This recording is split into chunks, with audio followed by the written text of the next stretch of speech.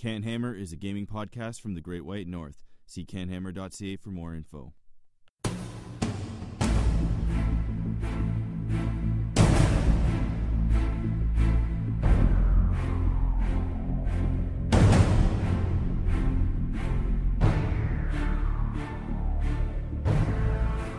So, Diogo.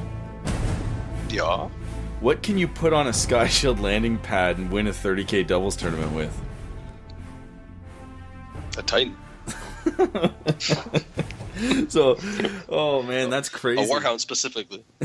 So, can you tell people what the hell that's all about? Yeah, so for 30k, essentially they put a small cap on Lords of War, and a Warhound Titan is a Lord of War in 30k, and it's only 750 points, which just meets the cap for it. So a friend of ours decided he's going to take that, put it on a Sky Shield, which it fits on top of, to give it a 4-up invul. And then he was like, oh, only 2 Void Shields. Oh, wait, I can just take a Void Shield Generator to give it an additional 3 more. So now you have a Titan sitting on a Sky Shield with a 4-up invul with 5 shields, shooting 4 D blasts a turn. Templates from like original D from like 7th edition, because that's what 30k's rules are. And when you say just snuck under, I think it's 25% cap, right? And it's a 3,000 point tournament. Yeah, something. And like it's that. exactly 750 points, which is 1/3 on the nose, or 1/4 on the nose. It's brutal. Well, it caused an epic salt mine to explode, and it caused a controversy, but stay tuned. We'll get to that later in the show. This is CanHammer episode 127. It's going to be a 40k episode where we talk all about Adepticon. As usual, I'm your host, Chris, at CanHammer Chris on Twitter, and I am joined from Toronto by Mr. Diogo Pina. Don't have Twitter. Doesn't have Instagram. And joining us from Hamilton, we have... Ciaran Gibb. I'm at the Paint Pot on Instagram. And that's like a big thing for you, right? This new Instagram. You're like an Instagram model now, right? Oh, yeah, absolutely. Models of Instagram. Models on Instagram? And joining us for the very first time, we have... Geoff Osborne from Oshawa. He's famous all over the internet. From the shop. What is it? The Canadian who went to Atlanta and made friends. Yep. Geoff from Canada. Murphy's best friends. Oh, man, he's a good guy. He's a good guy. All right, so now you guys are tight. I've played Paul a few times. He's a nice guy. Yeah, he's a nice guy. So, Jeff's first time on the show. If it's your first time listening, what we normally do when somebody's first time on is we kind of go through their background so you kind of get their hobby cred. This is our weekly to bi-weekly hobby podcast where we talk all about Warhammer 40k, Age of Sigmar, sometimes Shadespire, sometimes other games. So, Geoff, how'd you get into the hobby, and what armies do you play? Yeah, I probably got in the hobby back around 1992, not to date myself too much. Tail end of 2nd edition, I picked up the Blood Angels Orcs box, really got me started. And I've been collecting and playing ever since. Small break for university, a little bit more drinking to do than painting. And after I got back from university, married, kids, found a GW store in Ajax and walked in, met a nice guy named Brian who showed me what had come out in the last few years since I stopped playing, and I was hooked again.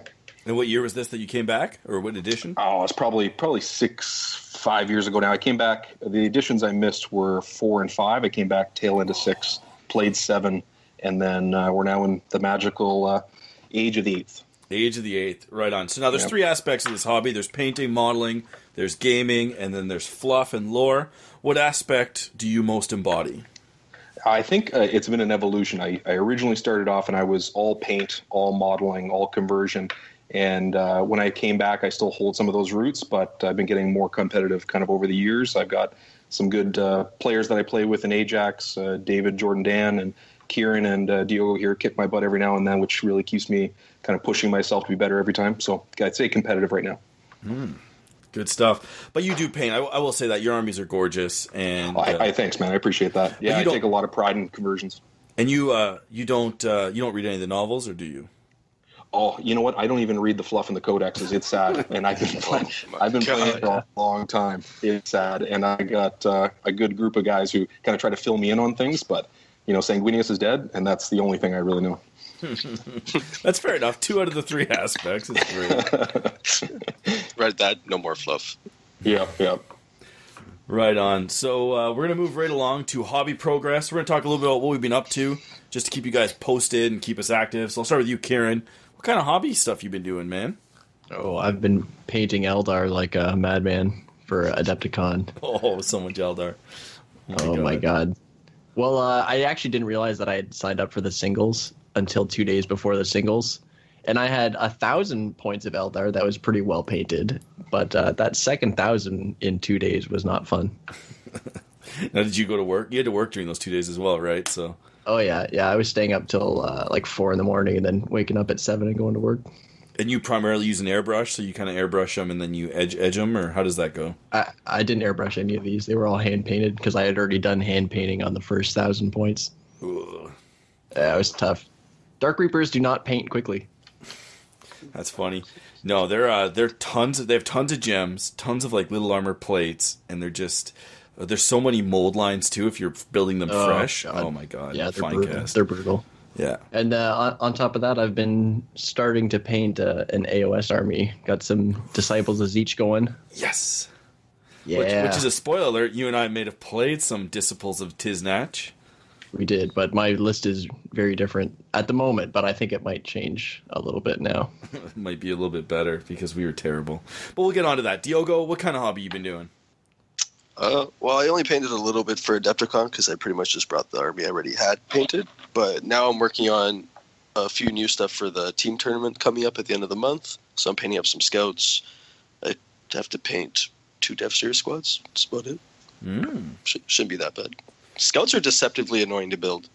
Deceptively annoying. They are. They definitely are because they're the arms. Oh yeah. That it says A and A. I'm like, this does not fit. It's a lie.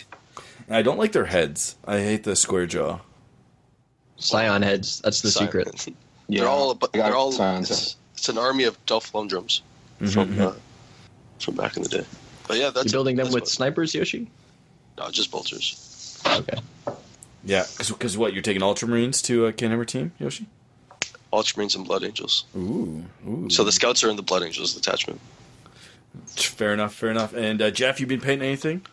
Yeah, I went through a blitz right before Adepticon, 3 weeks out. I can't beat 1,000 points in 2 days from Ciaran, but I did 1,500 points in about 3 weeks. I just flip-flopped on my list for about a month leading into the last month before Adepticon, and before I knew it, there was 3 weeks left, and I just had to kind of just pump out as much as I could. And right now I'm taking a bit of a break from painting, doing some Shadespire, really loving that game. It's awesome. So I'm doing some Steelheart Champions, and I guess the next big tournament coming up is the American Team Championship, and I got to put a list together for that. Well, the big one's CanHammer Team, but you're not going. Oh, yeah, I can't make it to that one. That is the next big one. You're right. Jeez. So I guess that goes on to me. I did also do a ton of Eldar. Shining Spears are a nightmare to build and paint. Ooh, you're not kidding. They're so warpy from GW. They're just like fine cast. Oh, and they're terrible. So I got up 9 Shining Spears, about 90% painted. I did 10 Dark Reapers, about 90% painted. And I say that because they have a lot of gem work done. I got the freehand done on everything, but the gems, I just couldn't do it. I did up 5 Rangers and I have to actually thank Conrad because you can't buy, the Spirit Seers anymore? Or they're just sold out and you can never get them. But Conrad mailed me one and I was able to paint it up and use it. So thanks, buddy. And I got him done. Is that why you were the... Oh, sorry. Is that why you were the only one on our team with a Spirit Seer? Yeah. Well, I got hooked up by a buddy. I could have sent you one. I got one. Oh. Yeah, but you're the enemy now, man. Yeah, we saw you walking around Adepticon with an American flag on your jersey. And I saw that. You could have had me. You pushed me away. Yeah. So I did that, and then actually the last couple days for CanHammer Team, Ciaran's playing Astra Militarum, but he doesn't own the army, so I am painting a portion of Ciaran's army. It's great. In fairness, you're only painting you only have about 200 points worth of the army, and I have 1,500 or so to paint.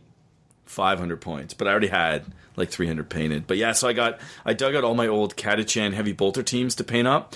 They're awesome. They're like the dudes that sit on the carts. Remember the classic 3rd edition Catachan guys are sitting on their carts? Like, it's pretty ridiculous. So I'm building them, and I got 2 units of Rattlings to do, but they're a lot of fun. But I forgot how much of a pain working on metal models was. Like, I thought Finecast was bad, but geez, clearing the flashing off metal and especially the rattlings, they have tons and tons and tons of just these little, like, what are the prickly things called on metal models that you have to cut off?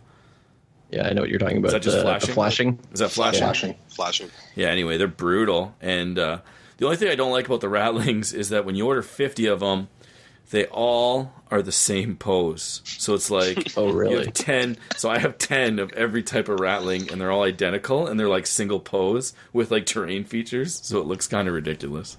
Just make them all squatting. You can. That reminds me of warp spiders back in the day in 7th when they were everywhere. They were all the exact same pose. Yeah, I might have 78 of them, all the same pose. It's bad. I'm noticing a theme, Chris. You and armies with 70 of something. Yeah, I go a bit. I don't know what it is. I tend to gravitate towards armies that just, I don't know, require like a lot of the same thing. I think it's funny, and I enjoy that. I can't explain it. Like, even I have armies that are terrible, but they spam like the same unit. And even back in 5th edition, I used to spam Spawn. It's just kind of like my thing. I just really like to pick one unit and just take it to the max. Can't explain it. So we're going to take C, Control V, done. Control C, Control V. Well, it's great when you write an ETC list because you have to do it all by hand, and you're like, I just don't have to really write much. And my Adepticon list obviously was very spammy, but we'll get into that later in the show. So we're going to take a quick break and be right back. Hey guys, Martin here from wargamesuk.co.uk. Proud to sponsor their boys at CanHammer. Come check us out for some great discounts on all your hobby goodness and needs.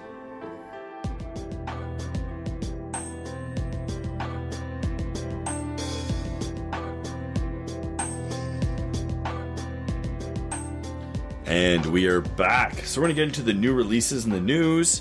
Not a lot's happened since the last show, but the one big thing is the Necron Codex got released. What do you guys think of that? So there is no new models, but we got a new codex. Well, they got one new model. They got the Cryptek. Yeah, Cryptek. Sorry, they got a Cryptek. Okay, you're right. The dude surfing on the Scarab? On the Scarab, yeah. He flies. Yeah, I'm really happy the codex came out a month after I sold an army. Oh, you sold your Necrons. Yeah. Why'd you do that? I was bored playing with them. But you just you did raid spam, right? I did raid spam, then I tried to like take less raid, more of other units. Cause I had like 4,000 points in Necrons, but then I was like, man, it is like so boring playing index Necrons. Like it did nothing. It would live, just wouldn't kill anything. Like I don't get the satisfaction of like killing your models. And I guess the big thing with the Codex is that they did nerf the Wraiths. So I guess it might be good that you got rid of them because the Wraiths are just not... I think they're worth it still, but they're not really worth it. Did they nerf them, though? Well, they went up 17 points. Yeah, 17 points each, which is kind of a lot of points. But they did gain 2 damage, which is really nice. But 17 points, just like... So if you think about your Wraith list that you took to Capital City a year ago... Like 17 points, that's what, it's like a 26 or 27% increase, something around those lines. Something like that, yeah. So how many did you have? You had 50? 30. You had 30, so now you're losing like what, 9? Not quite. Yeah, not quite. 7? But I would have to change the whole list around, revolve around. And based on how the new book is, obviously, I would take other units and maybe not those. But Tesseract Vault. Did I say something? Did I say something? I'm scared. I don't know. It's all I don't know what they're called. Chapter I call it chapter tactics. I don't know what it's called in that book. The codes or whatever. Those make that army. Those armies ridiculous. Yeah, the one where you get -1 AP within half range. Gross. Brutal. That is brutal, especially when you can teleport up. Like you can reliably get 40 warriors in somebody's grill rapid firing at -1. It's not too bad, and they're not that expensive. The warriors or even immortals. Immortals are definitely more damage output, but smaller numbers. Yeah, well, I mean, for their Goss rule, right? If you give them My Will Be Done for +1 to hit, now they'll get it on 5+. Mm-hmm. So you have that, and then -2. It just does a lot of damage. Doesn't change. You talking, or you could do Tesla. Or Tesla, yeah. Sorry. So then you get you said Goss, yeah, but yeah, my bad. Tesla at -1, not too bad, right? Yeah, it's pretty good. It's pretty good. It's all good. Ciaran, you know anything about the new book? Yeah, I do. I'm actually pretty excited for it. As someone who owns 12 pylons that have been collecting dust for a little while, I finally have a reason to blow the dust off and use them. Not really. Good. I mean, they didn't change. Yeah, they can deep strike and shoot without penalty now, at least. Just make them whatever that The Dynasty is? Ultramarines thing. Yeah, Dynasties, thank you. Yeah. Oh, that's what it's called. Okay. Yeah, because then the heavy doesn't suffer the penalty for moving, or you can advance and shoot with no penalty for rapid fire, I think. But of course, you know me. The one thing that excites me about the book is taking the maximum of one type of thing. So that's why those Tesseract vaults to me is like 3 units, 1,500 points, done and done. Yeah, but that's only 3 models. You're not a 3 model kind of guy. You're more of a 600 Necron warriors kind of dude. Actually, that is my list. That is my list. I don't want to say because I don't really have it written, and I don't know how good it is. But yeah, I was definitely thinking at least 60 Necron warriors and trying to just maybe 2 monoliths, and then just guaranteeing everything in your grill turn 1. I don't think you even need the monoliths. I think you take the Deceiver, So the and a Deceiver bunch does of the warriors. D3, and then use the Deceiver to do 1 unit, and then that I forget his name. The special character that then he gets his Lynch Guard to come up with him. You do that, and then you drop in the 2 monoliths to get 2 more units. I think it's the Traveler guy. Yeah, whatever his name is. Anyway, you can move him up, and then he can take his bodyguards right up in your grill. So you can take your Lynch Guard and like charge turn 1, and then you could put like 60 warriors right behind them, like softening targets and getting rid of all kinds of different like chaff and softer stuff, and then it's all -1 AP at half range. I was just thinking, like, just do the drop in your grill Necron army, and then just use Scarabs in the backfield to kind of board control, hold some backfield objectives, and to make sure you don't get tabled. Because they're pretty good for how, like, they're pretty cheap. There's 3 of them is a good troop choice. You can get 12 points a model. It's dirt cheap. Yeah, as a Marine player, it hurts me that a Necron warrior is basically better than a Marine in every single way for less points. Well, no, they have come back to life. They have a 4+. They have a 4+, 5+, which is, I think, a little bit better than a 3+ statistically. It doesn't. Yeah, I mean they're just so much better. But let's face it, you're gonna have the, Necrotech, so it's gonna be a 4+, 4+. Let's face it, that's gonna happen. Yeah. Yeah, you got to build it that way. I actually think Necrons are stealth cheese. I think they're gonna be a really good book, and I think a lot of people just haven't figured them out yet. And I'm looking forward to maybe delving deeper because we spent the whole drive back from Adepticon just talking about Necrons, and they're pretty awesome. Well, I think the Codex gives them a clock that they never had before. They've always been like a slow advance and survive, and now they've got all these abilities to create target priority nightmares right in your face turn 1, and they've never had that before. It's going to be a whole new era for Necrons. You could even do like Satan or Cetan, depends how you want to say it. You could also do like Satan spam and kind of use them up behind the warriors to cast their powers and stuff, which is pretty nifty too. Well, powers you can't stop, by the way. Yeah, they're not really psychic powers. They just go off. They're pretty level 1. What's interesting is in the index, so all these like cool things that they can do now, they could do before, but it wasn't efficient enough because they didn't have stratagems. Some rules didn't really make any sense. The powers are still decent. I think they changed a few of them now, and you can do them differently. But like adding in the cool code faction, or not faction, the code specific ones, the dynasty rules, stratagems, lower point costs and everything, it made the army more efficient. Because the army was actually not terrible before. It just lacked like the finishing blow. Yeah, it softened things up. Like if you had a really good Necron list, which nobody really did, but let's say there was a player that had one. I had one written, and I have half the models for it, but I didn't really play it that much. All of a sudden, you're getting, I think, roughly on average 20 to 30% more models, right? And that alone would be enough to kind of put you over that little bit of an edge. But then you add in, army-wide special rules from the dynasties, and you add in stratagems, and you're right, they just become this like really good army now that doesn't die. And people talked for ages about warrior spam being a thing, right? A 4+4+, and now they're just even better. -1 at short range, and they're just better in every way. Yeah, the book definitely got a big boost. Because people weren't willing to buy the stuff for an index as well. That's part of it, in my opinion, is that a lot of people weren't willing to invest the money for an index. Because you tend to see that, right? Where indexes, even if they're really good, people generally don't play them now because you think they're going to die, right? Or they're going to change. Yeah. I'm scared all the time now. Yeah. Why is that? I just, I'll buy something and then it's like, gotcha. You already bought it? Built it? Too bad, nerf. Well, as long as you don't buy like 80 of something, like I took a real risk with those Skyfires or Enlightened, and God, I hope I don't get just like shot. So Even if they do, though, you can just sell them in Sigmar, so all good. Well, that is so we can get into that a little bit. 18 of them are Jason's, actually, and then 18 of them are mine for my Sigmar, and then the rest are for my 40k. So even if they go up in points, I could sell 1 or 2 units and be totally happy with them. But that's off topic of Necrons. Anything else, Geoff, on the Necrons? No, I'm just really looking forward to the army. I've always wanted to collect it, so this is a good chance. Oh man, we all want to do it. Okay, so now we're going to move on. Is GW released the Battle for Hallowheart? The reason I'm mentioning this is it's kind of like the first step in a modern battlefield from GW. It's around the 350 Canadian mark if you get it with all the terrain, and it's like 4 ruin sets. You get the mat. It seems like it's a full 4x6.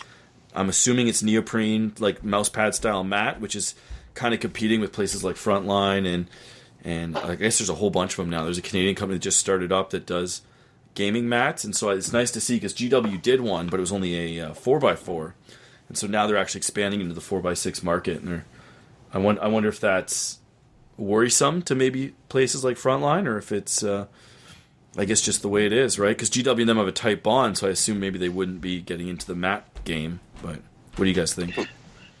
I think they're already in the terrain game, and so I think both GW and Frontline both selling terrain, they haven't had a problem so far. I think mats will probably be okay too.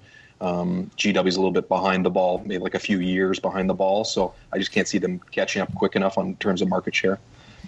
Yeah, could be. And then the last thing is GW on their community page released. We were supposed to get a brand new FAQ in March. It was supposed to come. It was supposed to change the game. It's, they release, new points in the chapter approved in November. They release an FAQ 2 weeks after every book. And then every March, we're supposed to get this colossal FAQ to fix the game. And, March is over. No FAQ. They put a post up. They said, look, guys, this FAQ, it's not going to happen. We want to take what we learned at Adepticon, and we want to change it. So what do you think they learned at Adepticon, Diogo? They probably learned a few things. Well, I see the Hive Tyrant thing. A lot of people thought is what they learned from Adepticon, but that's already been going on in the UK. So when I heard that, I was like, okay, now I have to really look at the vast majority of armies that were there and what they saw. So I think they really looked at a lot of the big horde armies, like Nick Not Advised list and how it functioned. I'm sure they even saw Jason's list with the 8 Dark Talons, right? Well, that was already a thing in the UK too, though. Well, I didn't know that, but if it was, then I'm sure they touched base on that. So, but that's what I mean. So, really, you have to think about it's like, what did they see that they had already saw in the UK that really made them think? And I think it was a lot of the armies that were exploiting something like the Poxwalker farm, not Advised list, which wasn't really a Poxwalker farm, but had the element of it in there. It was definitely a Pox farm, 100%. Oh, I'm sure you can make the Pox farm. He had 3 units of Poxwalkers and then 3 units of 40 cultists. That's a Pox farm, man. Hey, for what I heard, when he played Devon's 3 Fire Raptors, it wasn't the Poxwalkers that killed all the Raptors. They all died turn 1. I thought Nick's list was very standard for a zombie Poxwalker factory list. Nick, so I think his idea was to design it to do both. Whatever it is that he was doing and the Poxwalker, so he could fall back on both. And it seemed to do well. But he seemed like a hybrid. He had a couple Demon Princes. That's it. And a unit of Zangor. It seemed to work well for him. When you see a unit of 30 cultists take down a Fire Raptor with shooting, I was like, I don't know what to do anymore. That's normal, though, man. With Abaddon, that's pretty standard. Rerolling to hit, +1 to hit, +1 to wound. You're going to do a lot of damage to something. Yeah, and he makes him fearless. I actually saw a lot of Abaddon makes it fearless, but that's not a new thing. That's been in the UK for like a long time now. Abaddon cultists? Oh, yeah. Frig, I even played that a month ago. We'll have to see. There's nothing, other than those few things that stood out, there was nothing really that I saw there that was out of the norm. that would force them to change their FAQ or add to their FAQ or alter or whatever. It might be just point changes that they want to change in the FAQ. Who knows? Yeah, and like I don't think Zangor Enlightened are going to get nerfed because I literally had more Zangor Enlightened than the entire 200-man tournament put together. And maybe more than the entire AOS tournament the next day, like combined. Oh, for sure, more than the AOS tournament, for sure. Yeah, like all the armies combined. But you know what? I actually asked the GW development team on the Wednesday night preview session. I asked them when the FAQ was going to be coming out, which was on Wednesday. I said, hey, are we going to get the FAQ before the weekend? And they said, like, before the weekend even started, before dice were rolling, they said, you know what, you're not probably going to see it until next week, until we get back. So at that point in time, it was kind of clear that it was going to be towards that last week of March. And you start thinking about how many languages the FAQ's in. Just changing one small thing creates a domino effect that could delay, in a big company like that, could delay things for a few weeks. So I don't know if we need to be too worried that it's like massive changes from what they saw in Adepticon, as Diogo pointed out. For all we know, it's just one tweak that then had to go to the German people, the French people, like all the languages that it has to go in all had to get changed to add just one paragraph.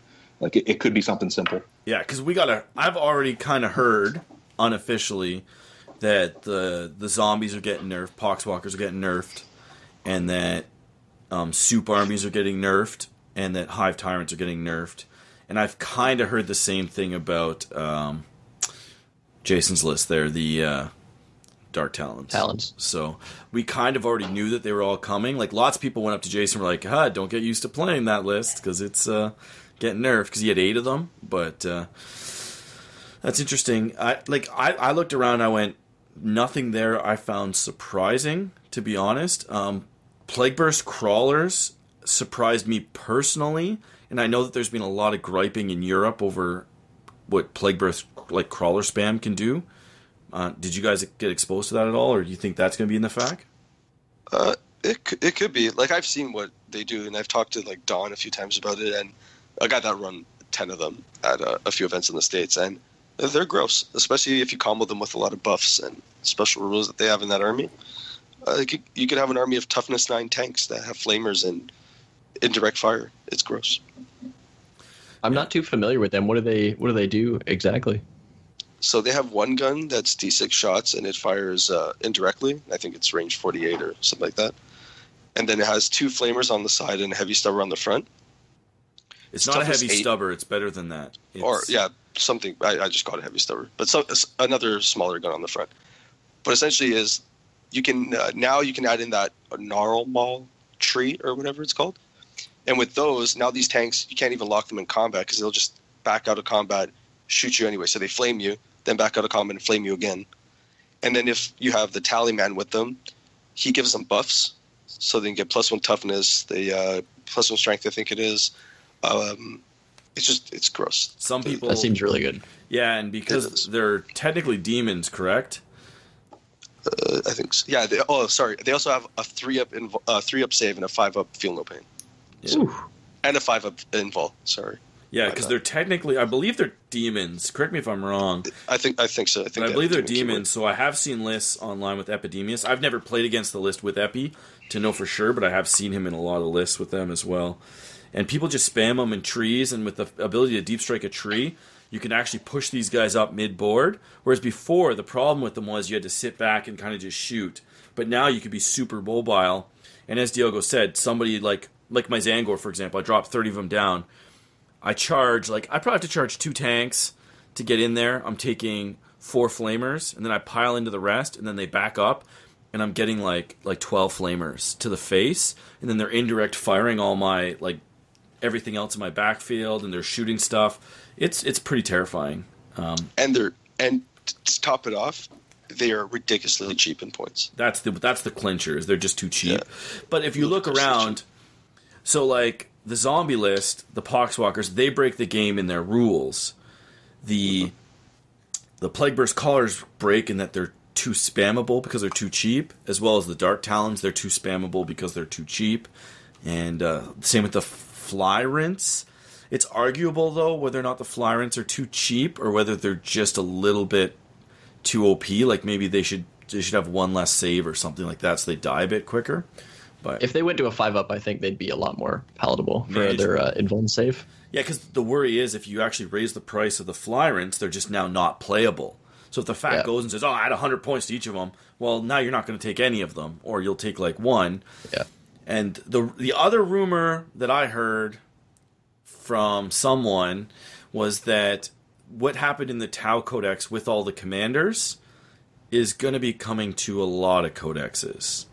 So anything that's kind of not fluffy to spam, or I don't know if it's going to be just one type of character or all characters. There might be a no duplicate characters per detachment kind of rule, or there might be just each book has 1 or 2 types of characters that you can't duplicate, more than 1 per detachment. Because I know the Tau, you could take as many of every character except for the commander. And I heard something like that is going to be applied more widely across the game. What do you guys think of that? If that is true, which I think it might be, but people make stuff up as well. I could see that happening. I don't see that it being out of their wheelhouse to imply the same rules on one codex on the others. Yeah, it'll be definitely interesting to see what they do. Like from what I've heard from other sources. We keep saying that, so take this all with a grain of salt, guys. Take this with a grain of salt. Like, GW has not walked up to me and told me this is what's happening. Yeah, we're not affiliated at all, so we can't be. We can't lose our MD. You're not affiliated, right, Jeff? Me? No, absolutely not. Just checking. So we can't get fired for this. We can't get fired. No, just trying to apply logic. That's all. I could just spitball things all I want, but sorry. Take this with a grain of salt. But what I heard is that this FAQ coming out is going to drastically change the way we play 40K. Or the way the game is being played currently. Now, whatever that means, who knows? Like, there's been people that have gone so far as to say that everything's going 0 to 1, and this could be the Highlander edition, and blah blah blah. And like, sure, maybe, who knows? At this point, I don't know what GW will do. GW can literally do whatever they want at this point because they have not yet to not surprise me.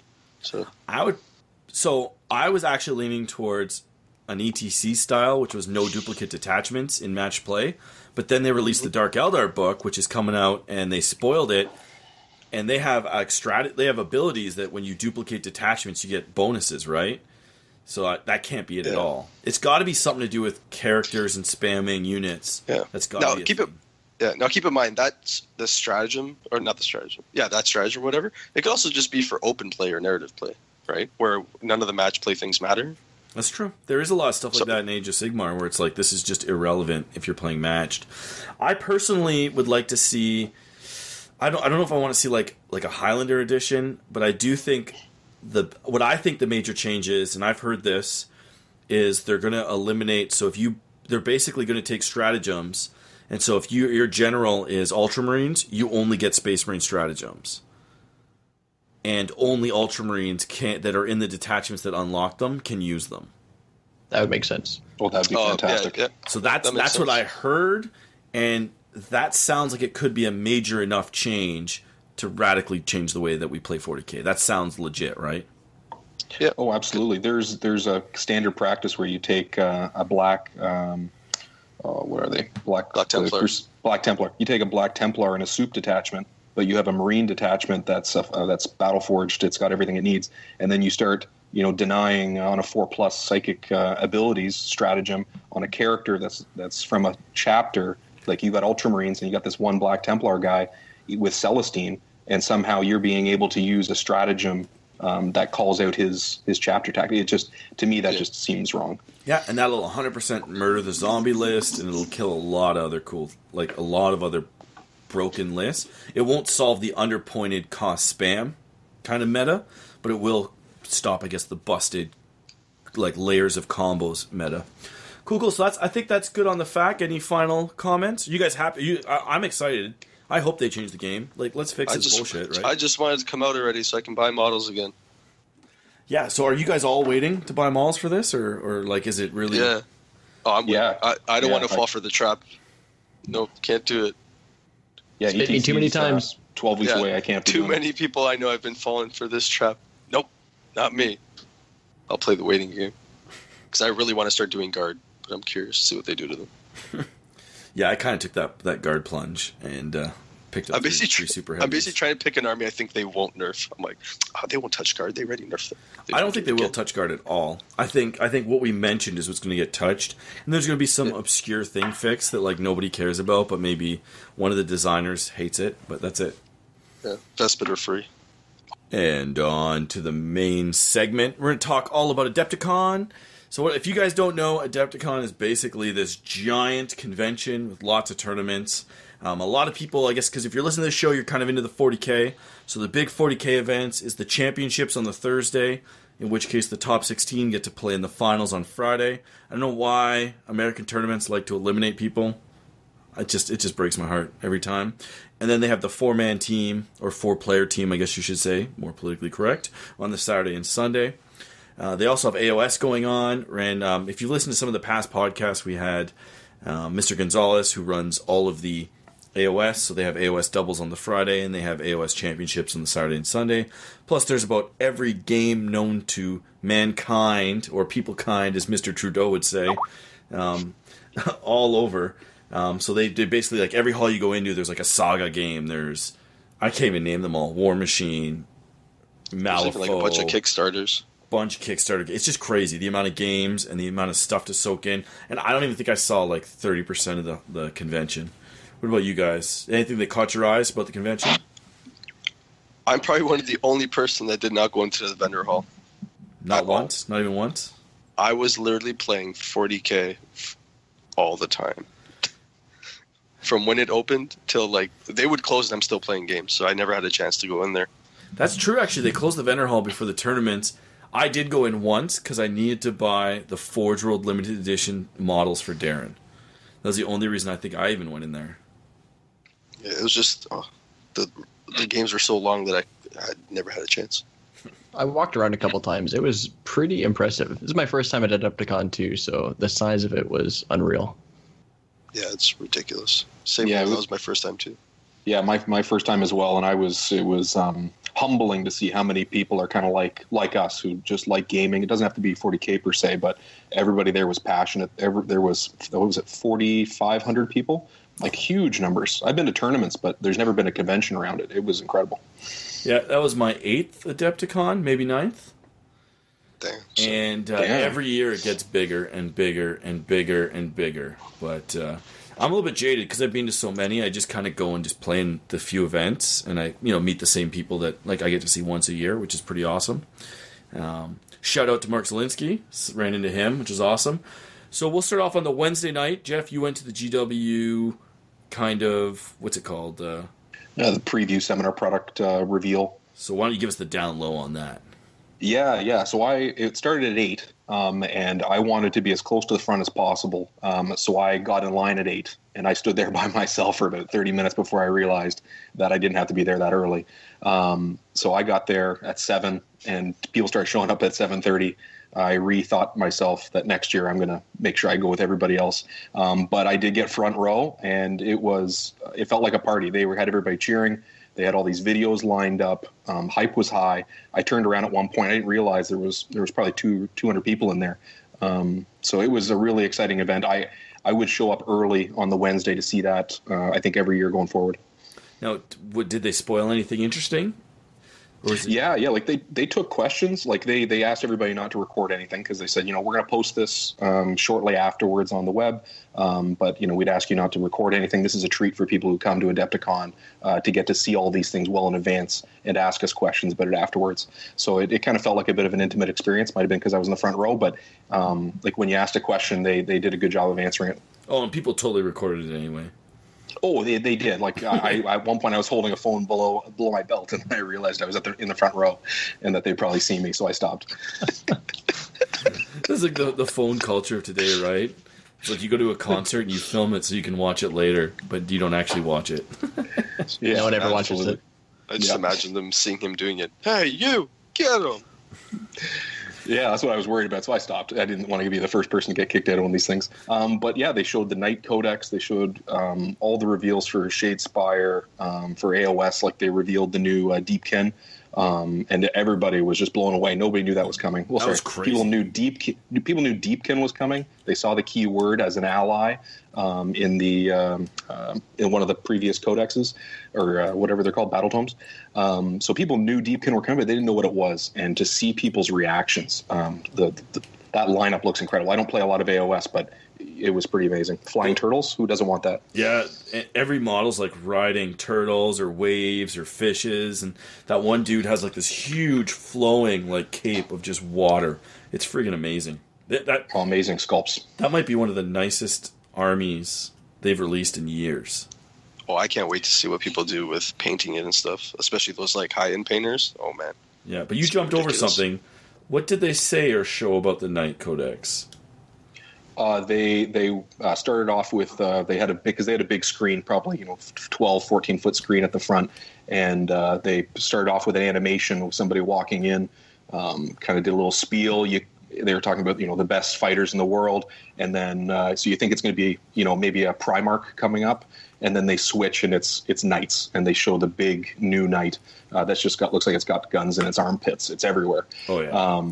And then they went through and said knights are coming, and showed the we already knew it was coming, but showed the Night Hounds, or whatever the smaller knights are called.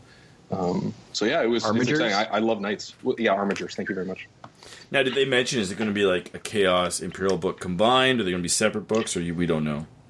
We don't know, but somebody asked the question, and he said, I thought the answer was either I can't answer that right now, or all I can tell you is that it's in the Imperium right now. Oh, okay. So Chaos Knights might not be a thing for a while. That's okay. So that's good. So that was it for the Wednesday night. We didn't make it. We were too busy driving like a ridiculous 18 hours or something crazy, right, Ciaran? Oh, it wasn't so bad for me. I live an extra 5 hours closer. More like 6, but yeah. That was brutal.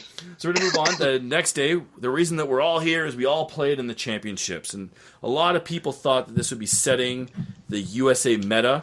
People expected a lot of Eldar because LVO kind of set the bar high for the Eldari. People were kind of thinking it would be Eldar, Flyrants. It would be kind of maybe something unique, something we didn't know about. And so this was the big event everybody's looking for. So we'll start with you, Diogo. What was your list? So my list was a mix of Ultramarines and Blood Angels. So I took, in the Ultramarines attachment, I had Chief Librarian Tigris, Kronos, 4 or 5 Razorbacks. I don't remember exactly how many. I think it was 4 or 5. 3 Scout Squads, a Fire Raptor. Then I took Gilliman in his own detachment. And then I had a separate detachment with... I believe it was a patrol with just 5 Blood Angel Scouts and 2 Blood Angel Captains with Thunderhammer Storm Shields. And yeah, that was it. So what does your list do? So basically, the Ultramarine one, it basically sits back and is just be a fire base with all the assault cannons with Gilliman. And then I take the Fire Raptor with Gilliman to get even longer range fire support, with pretty much everything on that thing is range 36 or more. And then I have Tiggy with them, so that pretty much if you go first, the Fire Raptor is -2 to be hit, which is really good. And then they're going forward, I basically will give the Fire Raptor +1 toughness, so it becomes toughness 8 with one of the spells that Tiggy can cast. And I always try to keep Tiggy close to the Fire Raptor, or if I have to hover, he's still -1 to be hit. So basically it was just a shooting army in the background, and then I have the Blood Angel Captains to kind of go into your lines and... basically just disrupt. Oh, I also had a what's his name? Goddamn, what's his name? I don't know. It's your list, man. Your list. An Eversor assassin. I can't remember his name. Oh, they're pretty good. Yeah, they're good. Yeah, sorry, because the Ultramarine detachment I had was actually an Imperium detachment, because I took the Eversor in there. Because I didn't really need the leave combat and shoot tactic, because everything I had was tanks, except for the scouts. So it wasn't a big deal. Yeah, which doesn't affect them, yeah. Yeah, not really. And yeah, that was pretty much what I took. Good stuff. We'll go to you, Ciaran. What'd you take? I had a pretty run-of-the-mill Eldar list. A couple Farseers, 1 Spirit Seer, 1 Warlock, which I'll never take again. 2 large units of Dark Reapers. Oh, he exploded and took about... he probably took 500 points worth of stuff with him. It was the worst possible explode I could do. Yeah, not very good. Nope. You were Sorry, pretty salty. Oh, I was very salty. Very salty. Yeah, you were very salty. I know I was. And I had a headache at that point, too. Awful. So I had, 2 big units of Dark Reapers. I think I had 15 Rangers, 2 Serpents, 1 large unit of Shining Spears, and... one of those Reapers was Yunari, and I had the Cat Lady as well. Okay. Yvrain. Yep. Yvrain, Cat Lady. Everyone knows. Okay, so and 20 Guardians as well. Cool. So what does your list do? It hypothetically hits very hard and can tie up a lot of things in combat. But like hit out, so basically you're using the Shining Spears. They were Yunari, so they could advance. They could come in, just murder somebody turn 1 if they needed to, tie up the enemy. Yep. Yes, the Reapers just shoot from afar, hopefully killing stuff. The Serpents, they're great at tying stuff up as well. Very good at that. Probably one of the best tanks in the game. Yeah, point for point. And the Rangers are there to kill characters. Sounds solid. Geoff, what was in your list? Yeah, I was playing Blood Angels, Custodes, and Guard.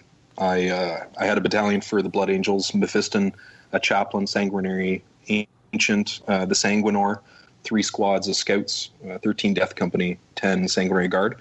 The 3 shield captains, you have to take that in every list nowadays.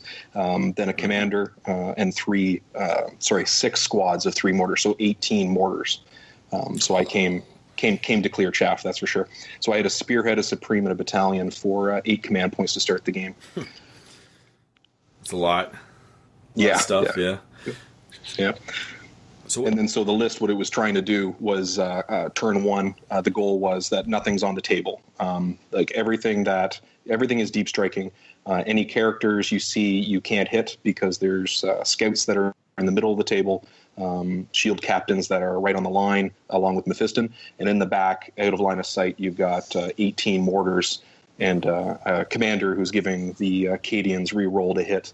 For 2 squads, and everybody else is re-rolling 1s. So that first turn, if I didn't have first turn, and in almost every game I didn't have first turn, their options for shooting are just trying to shoot scouts that they can see, and then the mortars are out of sight. They can't target the characters because of the new character rule.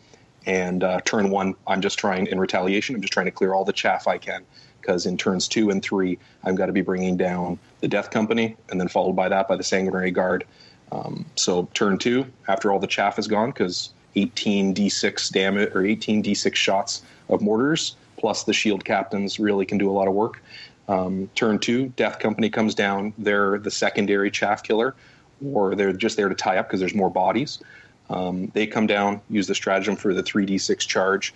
The goal is to, if I can take hostages or prisoners, I want to do that. That tactic is where you try to either engage as few things as possible so that afterwards you don't kill them all, but you consolidate after the combat into them so that you kill whatever you're trying to kill on their turn rather than on your turn. So that's just to kind of keep the Death Company safe so that they can't be shot at, after they completely murder something. So if there was a sentinel, I would wrap only 2 people around it, 2 people into combat, wouldn't kill it, and then afterwards I would just surround it, and then on their turn I would have all the attacks, so I'd keep everybody outside of an inch. So that was kind of the goal, and then it just went down in wave 2, and then wave 3 with the Sanguinary Guard. I knew that games weren't going to go long, maybe turn 4, maybe turn 5, because it was only 2.5-hour rounds. So the later I put down the Sanguinary Guard, the less chance there was that they had enough firepower to get through that many 2 wound, 2+, and then a 5+ feel no pain because of the Sanguinary Ancient. A lot of the tertiaries were for killing the biggest game hunter, and a lot of people before the game started looked at the list and said, "Oh yeah, they'll come down early, and I'll kill them." So a lot of people picked big game hunter on me, and I didn't really give that up. I don't think I ever gave it up. The Sanguinary Guard survived, I think, every game. So that was a really good point that you made. You had the drop ability, and you just waited, and you cleared the chaff, patient. You designed your list to kind of control the board, stay out of line of sight, so you don't really care if they alpha strike you. Shoot, clear chaff, drop in. I really like the way That sounds like an awesome list. So. Oh yeah, and it did, and we'll talk about that later. It did really well, and it was fairly surgical. And the whole time, like nobody had time to get into those mortars. There was just too much in their face. Most times they would castle, which is exactly what you want them to do. They castle, and you just kind of pin them into a corner. They can't get near objectives. Overall, the list planning, and I had a lot of help with the list. I don't want to say I made it all myself. I asked a lot of people for ideas. I had a whole bunch of test games, but it really bared fruit. Awesome. So I guess we'll go on to my list. It was pretty easy. I had Ahriman. I had 2 shamans, Zangor shamans from Thousand Suns. I had 72 Zangor Enlightened with bows on discs. I had 72. I had 30 Zangor on foot with chainswords and bolt pistols, or not bolt pistols, auto pistols. And that was about it. That's an army. And then I had my general, which was a Tzeentch Fluxmaster, which is a herald on a disc. He's my general because he had the warlord trait of reroll 1s to wound in the shooting phase for all demon units within 9 inches. And then I also had 2 units of Nurglings for kind of the board control. So what my list basically did is I used the Nurglings to control the front of the board, push people back, which then allowed me to drop in my 30 Zangors. 30 Zangors on foot are one of the most underrated units right now. It's kind of like stealth good is the way that I'm going to word it. Because basically it's 30 guys. They can deep strike for 1 CP. They drop in. You give them +1 of their invul saves. You make them a 4-up. You make them -1 to hit. You warp time them. They go into somebody turn 1. They can fight twice. They're very hard to kill. They do all the same stuff that Geoff just talked about. So you charge 1 or 2 units, then you pile into the rest to tie up their army, which then in turn protects your Zangor Enlightened from getting shot. They also can, if you're lucky, or if the opponent screws up with their casualties, you can then surround models and lock them in so they cannot actually leave, and you're good to go, which is pretty nifty. The Zangor Enlightened are great. 72 of them means that I had 144 shots at strength 5 -1. They all hit on 3+. They got reroll 1s to hit because of Ahriman. They all got +1 to hit because of the Shaman. They have a special rule where they auto-wound on a roll of a 6. And so the Shaman made that on a roll of a 5+, they auto-wounded, and they hit on 2s, rerolling 1s. And at strength 5, with my general, who was the Flux Master, I was rerolling 1s to wound in the shooting phase as well, because they have discs. They also get the demon keyword, so they get a lot of the demon abilities. And they would just basically create this huge bunker. And because I had units of 9, I had 8 of them, they're 2-inch coherency, and you could like string these units out and control 3/4 of the board. So what I would do against even like a lot of drop armies is I would drop in the Zangors, hit your line, use the Nurglings to push you back, so that I could accomplish that really easily. And then I would use these Enlightened and kind of spread them out in like a star pattern so that they're all buffed. Maybe one unit wouldn't be if I couldn't. And they just would shoot you and shoot you and shoot you. And then by the time you got through my Zangor and untied them, generally people didn't have enough to deal with them. And a lot of people think the Zangor Enlightened are very fragile, but they're 2 wounds each, toughness 4, 5+ invulnerable save. And people would hit them, kill like 3 or 4, their leadership 8. So I'd lose maybe 1, and then I would just leave and shoot. And it wasn't really a big deal. And because I had them in a star pattern, I had like 4 layers of models. So you'd get through 1 layer by about turn 2 or 3, then you'd hit the next layer, and eventually I would just have all the objectives and the board control and just take armies off. So that's what that did. and I'll tell you, yeah, it's filth. And Chris, the first day, I think we met at the tables, 8 o'clock in the morning, and I looked at your list, and I didn't even know what it was. Like, I was like, what? What's your AOS army doing here? Yeah, most people didn't know that it was incredible. Yeah, most people didn't even know it was a real army. So the paint judge came up to me and went, "Is your entire army converted in scratch build? Because I've never seen these models before." Should have said yes. I should have said yes. I said no. But it was pretty funny because like everybody, like I think every time I walked away, there's a crowd around my army being like, "What the hell does that do?" And even online, man, I got so many messages asking for my list and what my army did and what was good about it, and all my opponents were like, "That does what?"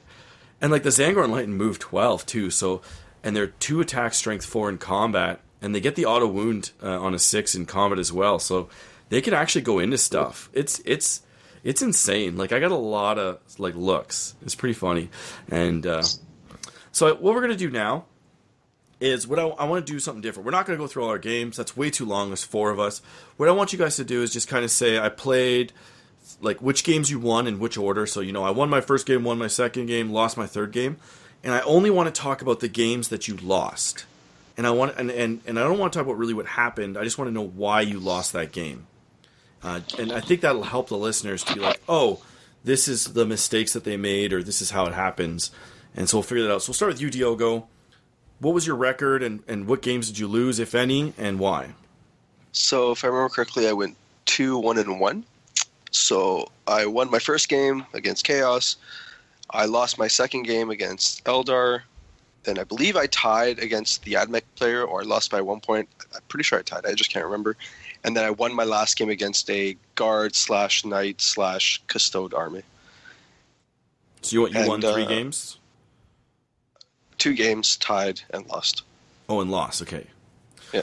So why'd you lose? Why'd you lose, or why'd you tie? Why didn't you win all 4?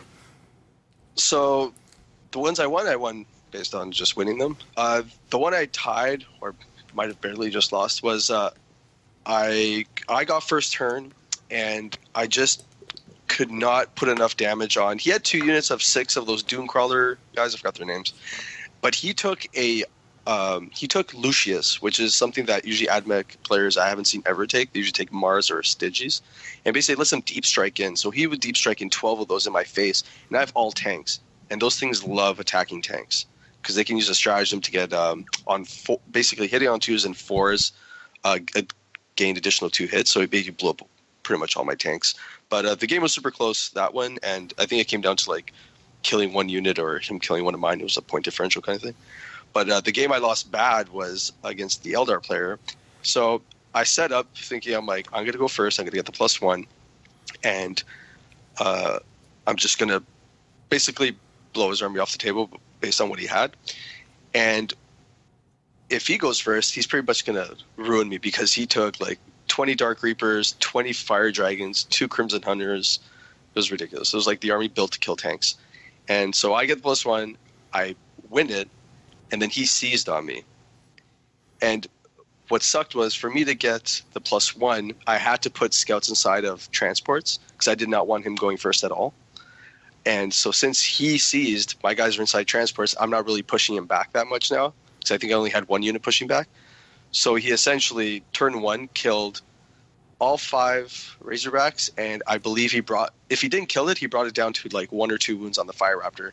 And that was pretty much like, it was game from there. Like I couldn't do much after that. All my firepower is pretty much gone, and it was just clean up at that point. So I don't think I could have done anything really differently, per se. Maybe I could have deployed the scouts and pushed the Fire Dragons back, in hopes that he doesn't kill me anyway. But it was just it's terrible. It sucked. It was like the match where there was nothing I could do at that point. Well, that's unfortunate. So Ciaran, sorry.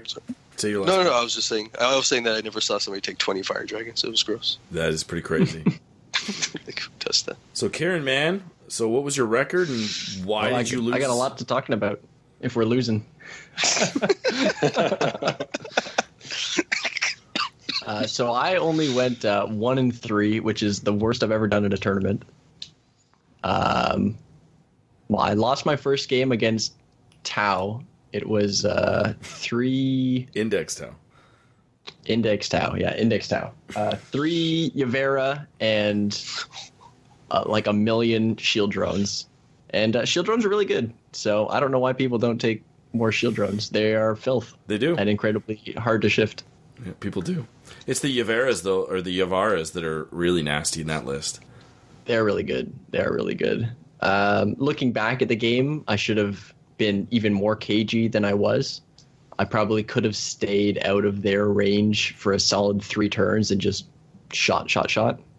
I got too aggressive, definitely, with the Shining Spears. The Shining Spears came down wet noodled against... They couldn't even drop a single unit of 9 or 10 drones. Oh. With the charge. So, Jesus. Yeah, so they did nothing. And I lost. Those Yaveras with their flamer shooting 2d6 shots drop a unit of Dark Reapers very fast. Oh, yeah. Yeah. I even think it's 3d6. It might be 3d6. They were very good. They killed stuff very fast as soon as they got near the lines. It's only a 12-inch range on them, but they fly and whatnot as well, so I can't even tie them up. So game 2? That's ridiculous. Game 2 was Custodes and Guard.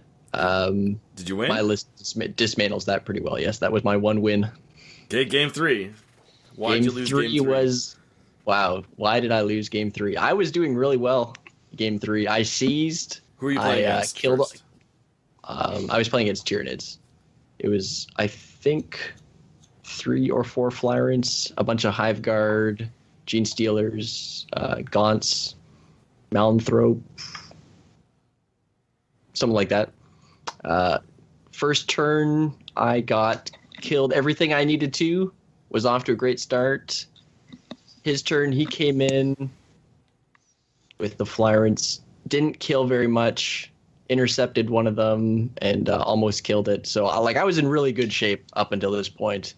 And then my turn 2, my Warlock decided that I had had enough winning. And he killed 9 Dark Reapers and put 3 wounds on all my characters. And I rolled on my D3 damages. I rolled 5s and 6s for everything. So I lost a tremendous amount of stuff. Yeah, you were a bit too close, though. A bit too close to a pretty... A little too close. So let's rolled explain Snake that Eyes on his power. Yeah, I rolled Snake Eyes on his power, so he perilled. I used a command point to re-roll one of the ones. Rolled a 1 again. He rolled a 3 on his damage to kill himself. Well, you only dragged used to roll a himself 2, into right? the warp. Only a 2, yep. Dragged himself right into the warp. And that was that. Everything died around him. So I lost about 500 points worth of stuff. Oh. One shot.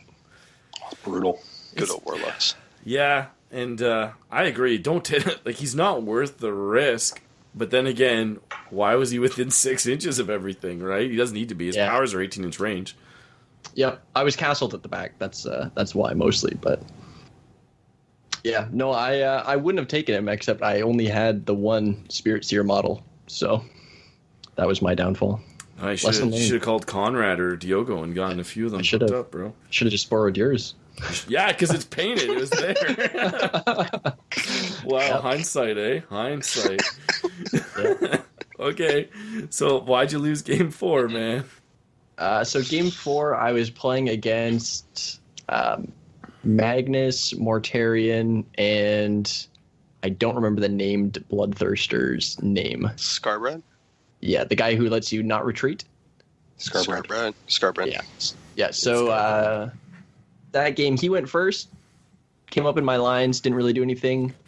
My turn 1, I either failed or got dispelled on every single power and took him down not even halfway with all my shooting and shining spears. Who's him? And then Morty? Magnus, sorry. Magnus. Magnus, yeah. He so I didn't even drop him half wounds. He came into my lines. That's it. That was the whole game. Very exciting. Woo! So, any thoughts looking back on List? Was it List? Was it the fact that maybe you weren't comfortable with the army? What was the overall problem? Because you said it's the worst you've ever done, and I know you to do generally very well at tournaments. So is there any kind of like overarching theme to why you didn't perform?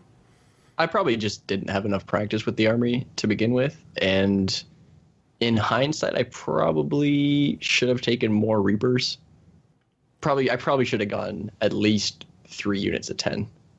Or at least lots of 3-man units and less second 10-man, or...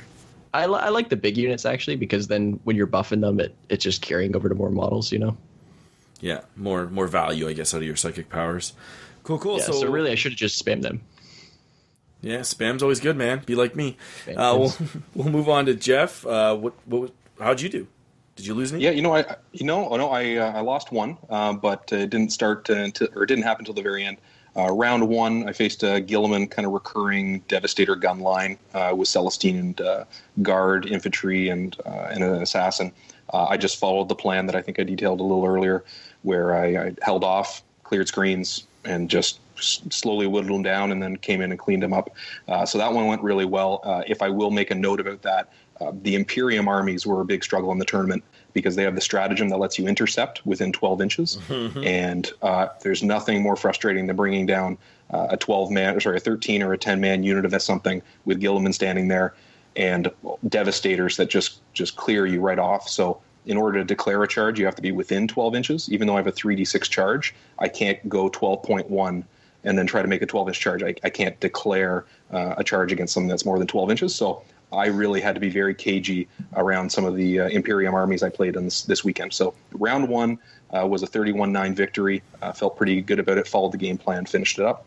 Round 2 was against an Alpha Legion cultist spam list, 100 or so cultists, some berserkers, noise marines, nurglings, and such. Same thing again, just followed the plan. I will say I was really happy with a tactic I did where I did a 3d6 charge, managed to surround multiple rhinos so that they couldn't get out. Yeah. And then on their own turn, destroyed the rhinos with the berserkers inside. There was only one berserker squad I actually had to fight, and at that point in time, as they made a charge on my death company, I did the 3 CP custodies to intercept and declare a charge at the end of the charge phase.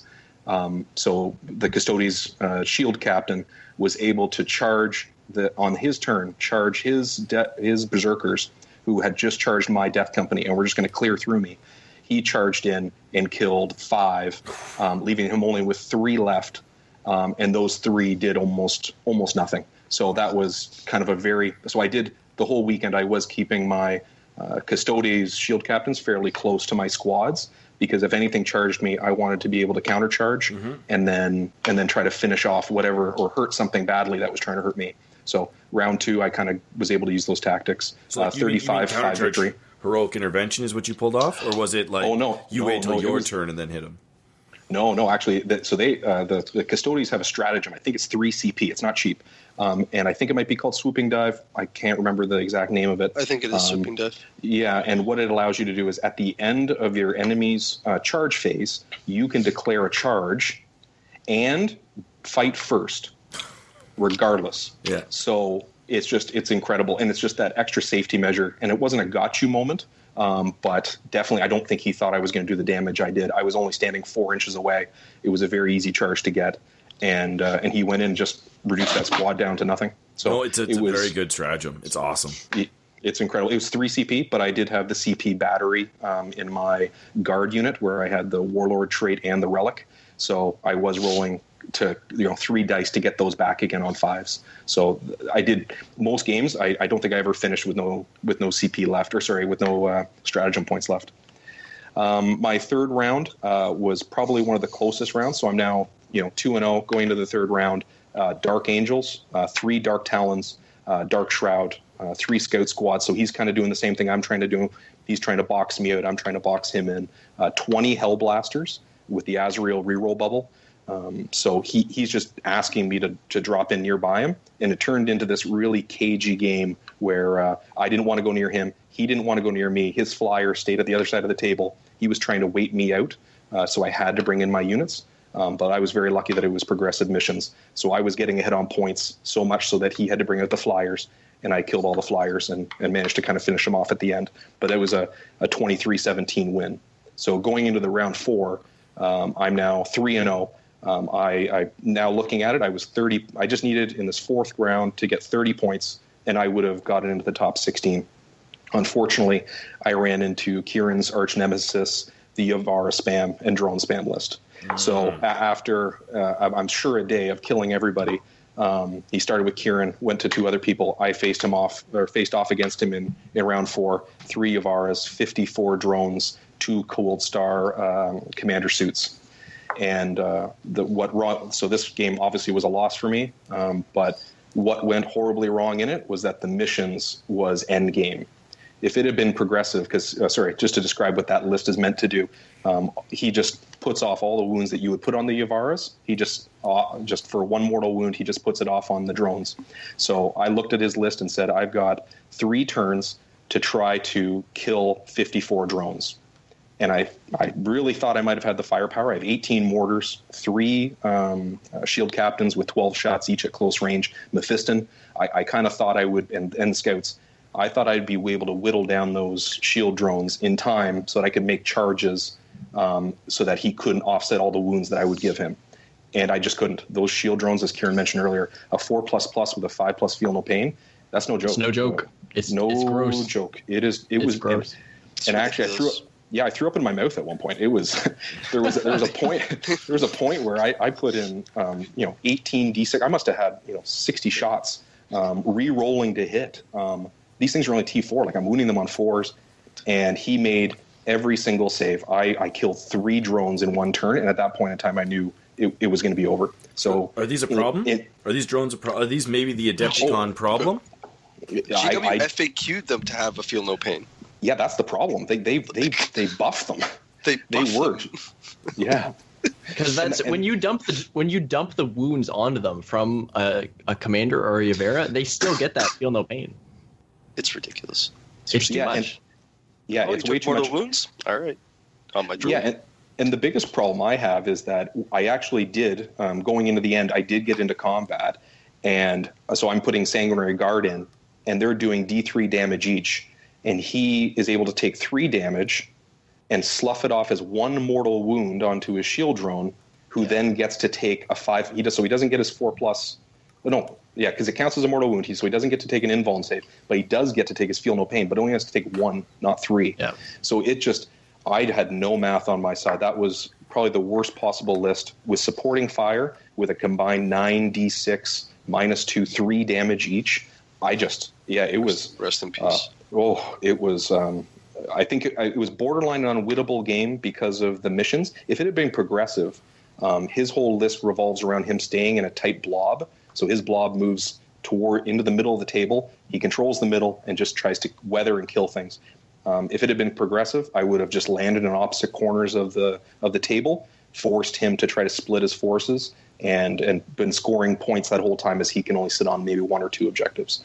But I tried all the tricks. I went through my normal system, and it was a little frustrating to be so close to the top 16 and not be able to pull it off. And how many battle points did you end on? I don't have the number in front of me, but being 3-1, I think it knocked me back to. I was in the mix of all the other 3-1s at that point. Oh, but do you remember how many points you had personally?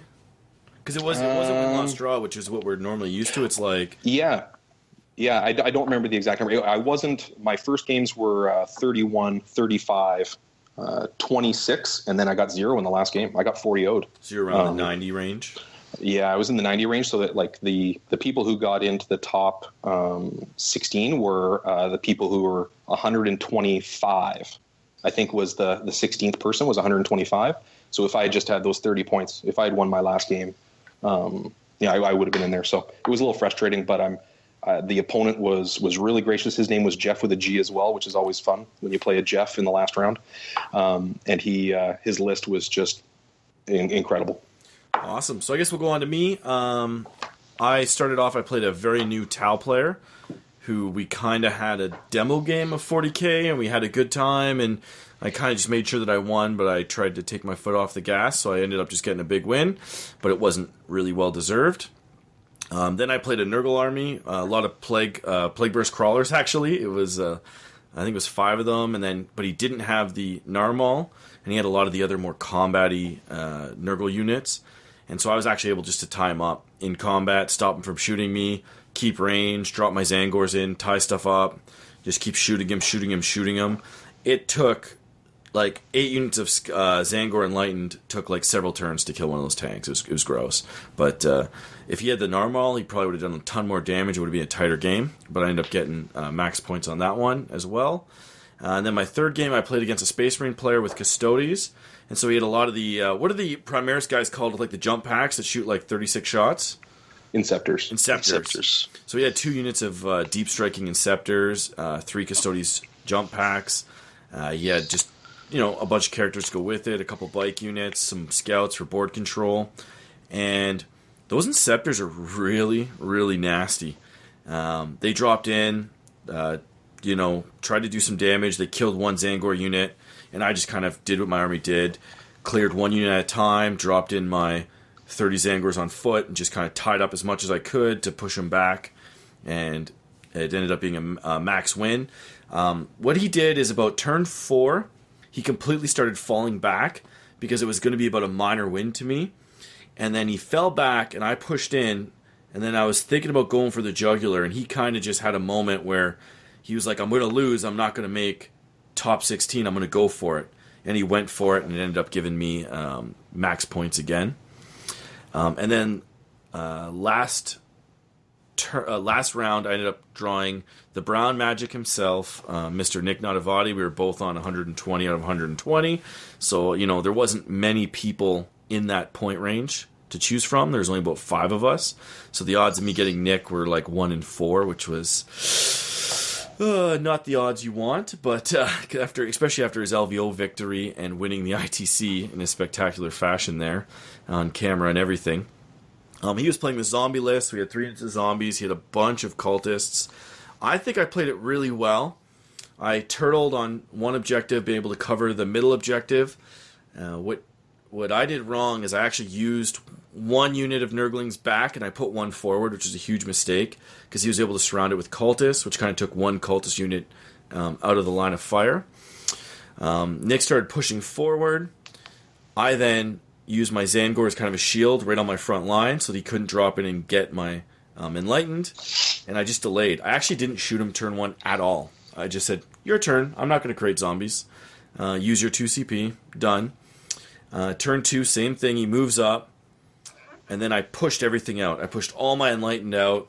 I went into him hard. I said, I'm just going to charge everything possible, I'm going to shoot everything possible, and I ended up killing about 80 cultists. And then, so 2 units of 40, and then I made this 1 zombie unit really big, and then I crippled another unit of cultists, and I was like, well, I'm just going to prepare for the counter charge, but I screwed up. And this is mistake number 2, and this is the mistake that cost me the game. I could have put one of my Enlightened units straight left to protect my left flank. Instead, I just kind of moved him up a little bit and shot. Big mistake. He then dropped his Zangers in, was able to tag 3 units, kill 3 of my Enlightened units. I honestly, and then of course with his Demon Princes jumping the line, going in, and he basically took me down. It took him about 2 more turns to kind of encroach me and take all my toys off. But I strongly believe that if I wouldn't have put my Nurglings forward and I would have protected my left flank, I actually think the game was mine, because I was in a losing position. But when I pushed forward, I killed a lot. And I want to say I killed an above average amount of stuff. Zombies and other things. And just the fact that the Zangors could come in and counter me that hard, 100% my fault, lost me the game. It may have not been a major win, but I definitely think I could have pulled out a tie or better quite comfortably if I would have not made those 2 mistakes. So they kind of haunted me, those things, because I felt really powerful with my army all weekend. I only lost points to arguably the best player in the States, and he's only won Adepticon 4 times. Yeah. And, I have more experience against his list. There was a spell that I didn't use properly. I could have used Doombolt properly on his big unit of zombies, which makes it so that they can't advance and they're at half movement, and I could have shut them down in the backfield. I could have done that every turn. I just didn't. I chose a different spell because I wanted to get aggressive, and my head was in the wrong place. The one other thing, too, is I started the game at a disadvantage. Nick won first turn, and he had a piece of line of sight blocking terrain to hide a unit of zombies behind. So when you play the zombie horde, you want to kill all the zombies turn 1, and then essentially you kind of get them. They're once you get all the zombies, it's quite easy to take the rest of the army off, especially with my list. But he had terrain and first turn, so it was basically, I was kind of in the losing position starting turn 1. I was slightly underrated, I think, going into the game. Then when he got first turn and a piece of line of sight blocking terrain, even before the roll, I was in a losing position. And then about turn 2, I was in a winning position. Turn 3, I think I was in a winning position, but I screwed up my left flank, and that cost me just dearly. It's like 2 mistakes, and they just cost me everything, and it's just so haunting. Yeah, and even more frustrating too, because if you had pulled off like a 35-5, for example, loss, that was all it took. You were just you maxed out every single game. You were 1 of 5, like you were saying, going into round 4. And that the person who snuck into 16th was that close to you, so I could see why that would be haunting. You did a great job that weekend. Thanks, man. And that's 2 years in a row, by the way. I did the same thing last year. I went really strong. Wasn't quite perfect last year, but it was 3 big wins. And then I played Sean Naden, and I made a huge mistake. Well, it was basically that he had the Yin card, and I had 70-something warp spiders, so I couldn't kill her. And that went through my army. So it was like 2 years in a row, man, that I was just like inches away, and it just never happened. So, oh well, next year. It was kind of fun. So that's it for the championships. Matt Root won, right, with his fly rinse. So, Diogo, you want to talk about the winning list? And I guess we can talk about Jason's list quickly, but we're going to talk about his in another shows coming up. Sure. Like, you want me to list off what was in his list or what he did to win? Well, that's what he did to win, man. Okay. What he did to win, because you seem to know. His list was the typical 7 fly rents, 3 Molochs, a bunch of mucilid spores, and I was playing in the doubles event, so I would walk over every so often and ask questions to people that were there and whatnot. But essentially what happened was Root, they deploy, and Matt Root deployed, basically put nothing in reserve except for, I think the Molochs, so they have to go there. But he basically lined up his Hive Tyrants on the front line, put mucilid spores on his back line to kind of protect him from the Zangors dropping down to grab one of the objectives, because I believe it was the mission where you only have one in your zone, one in their zone, one in the middle. And he put all the Hive Tyrants on the table. He seizes on Nick, then basically flies forward with all the Hive Tyrants, shoots a bunch of stuff, brings the Molochs out, and charges with everything. And basically, the whole game was that combat there. 7 Hive Tyrants and the Molochs basically pinned Nick where he deployed. And that was essentially the whole game was right there. And it was just every turn just hitting with all the attacks and killing models. He can't really spawn more because he's trapped in there. And it's really hard to kill toughness 7 models with strength 3. Because you need 6 and then with 3 up save, right? It's impossible. So I said it then, like, I'm sure it was very strategic and tactical on both ends, what they were thinking. But, like, from a viewing standpoint, I was like, wow, this is literally the most boring game I've ever watched. Because they're just in one, it looked like a War Machine game where they just sat in one corner and just fought each other until time ran out. But they actually asked for a time extension. They the judge allowed it so that they could play out the whole game. They looked like they were both having a good time. There was no ill will either of those games. And, yeah, I think Root in his head said, this is the only play I have against this, is basically rush him and pin him in, and then progressively get a lot of points. And that's what he did to his full effect. And to his credit, Matt Root is a really good player because he won the ITC the year before Nick. Yeah. So it was like 2 of the best players playing each other, which seemed fitting. And they're both nice guys. Like, to be honest, they're both very nice guys. They both play on the same Team USA. And they both have very impressive resumes. So, yeah, it makes sense. Oh, for sure. So, if you listen back 1 or 2 shows, you'll hear our show with Innes, and he talks all about Flyrant strategy. Now, is anything else in the top 16 that surprised you guys? That there were 5 Tyranid armies that looked almost identical. Yeah. Yeah, so Tyranids dominated. And then Jason did make it.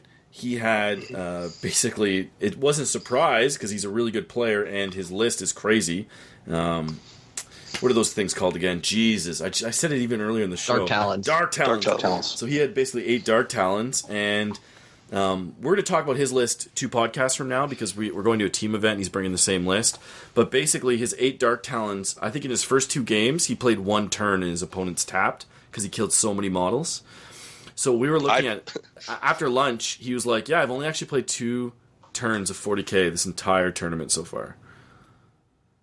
Yeah, I played against the guy that played, the guy I played last round in the singles had just finished playing Jason. And I think he was still coming off of what happened to him when I played him. He was like, he was demoralized, bro. Listening to him talk to his friends, like, oh man, he went first and flew up and my army was gone. So I conceded. And then I deploy. I'm like, oh, how's it going? Totally defeated. Look, but he was dead. Like, he did not want to play that game. Yeah, I don't know how many people conceded, but it might have been all 4 conceded to him. I maybe no, it was 3. Probably. One of them didn't. One of them was a hard fought game, I believe. And then and when he went top 16, I think they were all hard fought games. He said, but yeah, he that's crazy. But it doesn't surprise me. Like, 8 Dark Talons is insane amount of damage. It's ridiculous. It's ridiculous.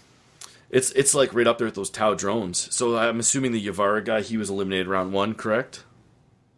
Believe so, yeah. Yeah, so anything, Geoff and Ciaran, that surprised you that was in top 8 or like NIDS? I think the NIDS list in general surprised me. I think I know Diogo had said that that 7 Flyrants, of course, is that list, but we all need to remember that this is the first tournament where that was everywhere, and I think the ITC or the predominant in America, the predominance of the ITC in the US has made it so that we don't see that list, but in the UK, from what I hear, it's wreaking havoc, and I hadn't even heard about it. And then to show up and walk around before the first round 1 and see the amount of Flyrants. I think you counted on the table that was right around where we started, like 126 Flyrants just on the 2 tables around us. Like it was crazy. So that's what surprised me. I'm not surprised that 5 of them made it into the top 16. But it was every other list I saw coming, but that was mind-boggling to see that many. Oh, see, I had just had Innis from Scotland on the podcast, and they just had the same thing at one of their events. We talked about it maybe like a month ago, and it was like same thing, just dominated by Flyrants and zombies. And that's exactly what I think happened. I wish my list would have gone better just because, well, obviously, but it was like I was the only one with that list, so I thought it'd be like very counter-meta because I haven't actually seen it at all. Apparently, some guy in the UK played 81 Zangor Enlightened the weekend before Adepticon, but it was all unpainted, so. I'm surprised there weren't more zombies, to be honest. I thought we would have seen a few more players with that. So I have a reason why I think that's the case, because I personally believe that the zombie list, is a pain in the butt to paint and play and buy, because it's literally you need 400 models. So if you're not the type of guy to beg, borrow, and steal and just not really care about painting it all, then you can't really play that list realistically. And then the other thing is, it is somewhat challenging to play, because if you don't deploy right with that zombie list, you can lose it. And you have to remember that when you create zombies, the model has to be within 6 inches of the zombies, not the unit. So you can very easily kind of screw yourself over if you're not careful. It's a very challenging list, and it's a very painful list to play. That's why I think it's not as popular. Yeah. And I want to mention Geoff in Control Robinson, the guy from the Frontline guys. He made the top 16 with I'm pretty sure it was 1,500 points of Custodes and like maybe 500 points of Guard, which is just like the CP farm. And he made it in the top 16 with that army. And when you looked at that army, you're like, I don't know how this army does, super whatever. But I was very surprised when he made it up there. He's a good player, but I was like looking at the list around and seeing that, I was like, oh wow. I wish I could have seen more of his games just to understand what his tactics were with the army. But from what I heard, it was really good against Hive Tyrants. Well, one thing too is you have to yeah, I'm sure that's the case, and he's an amazing player. This comment is not directed to him. One thing you got to look at with the fact that it's not win loss draw and it's total battle points is that there was definitely a benefit to not maxing out all your games. Oh, for sure. So like a lot, I looked at a lot of people, like there's a bunch of people in the top 16 and their round 2 or their round 3, they were like 8 points off. So they did like a 40, a 40, a 32, and then a 40, and they're in, right? And there was a lot of that. There was only like 2 or 3 guys that had max points in the top, and the rest were actually in the upper middle tier through the first 3 rounds. So I don't know if that's like gaming the system or food for thought. Like I personally struggle with that. Like I could have definitely in some of my games just said, I'll take a 38, and I could have done it. But I always just try to go for as many points as possible. Yeah, I definitely favor win-loss draw over that system. Because you could have lost a game and still made the top. Maybe. Theoretically. Yeah, like if you got if you seriously got a 19 loss and then all 40s, yeah, you placed higher than me by like 19 points, even though you could. And if it was your first game, like what if you went in there and you got like a 20-20 on your first game, and you got a 40-40-40, you're going on, right? Yeah. And you're dodging like all the top end lists and players. Yeah, 100%. All right, next year we're ready. Yeah, like that. So I definitely thought about that. Like, what if I would have just got like a 25 round 1 or a 30 instead? Would I? Because honestly, it's like there's only a few lists that I think I'll struggle with, and Nick's definitely one of them. But I don't know. I don't know if I'm that type of guy that I'd be able to actually do that. Cool. So that's it for the championships. We had a lot of fun. I definitely look forward to next year.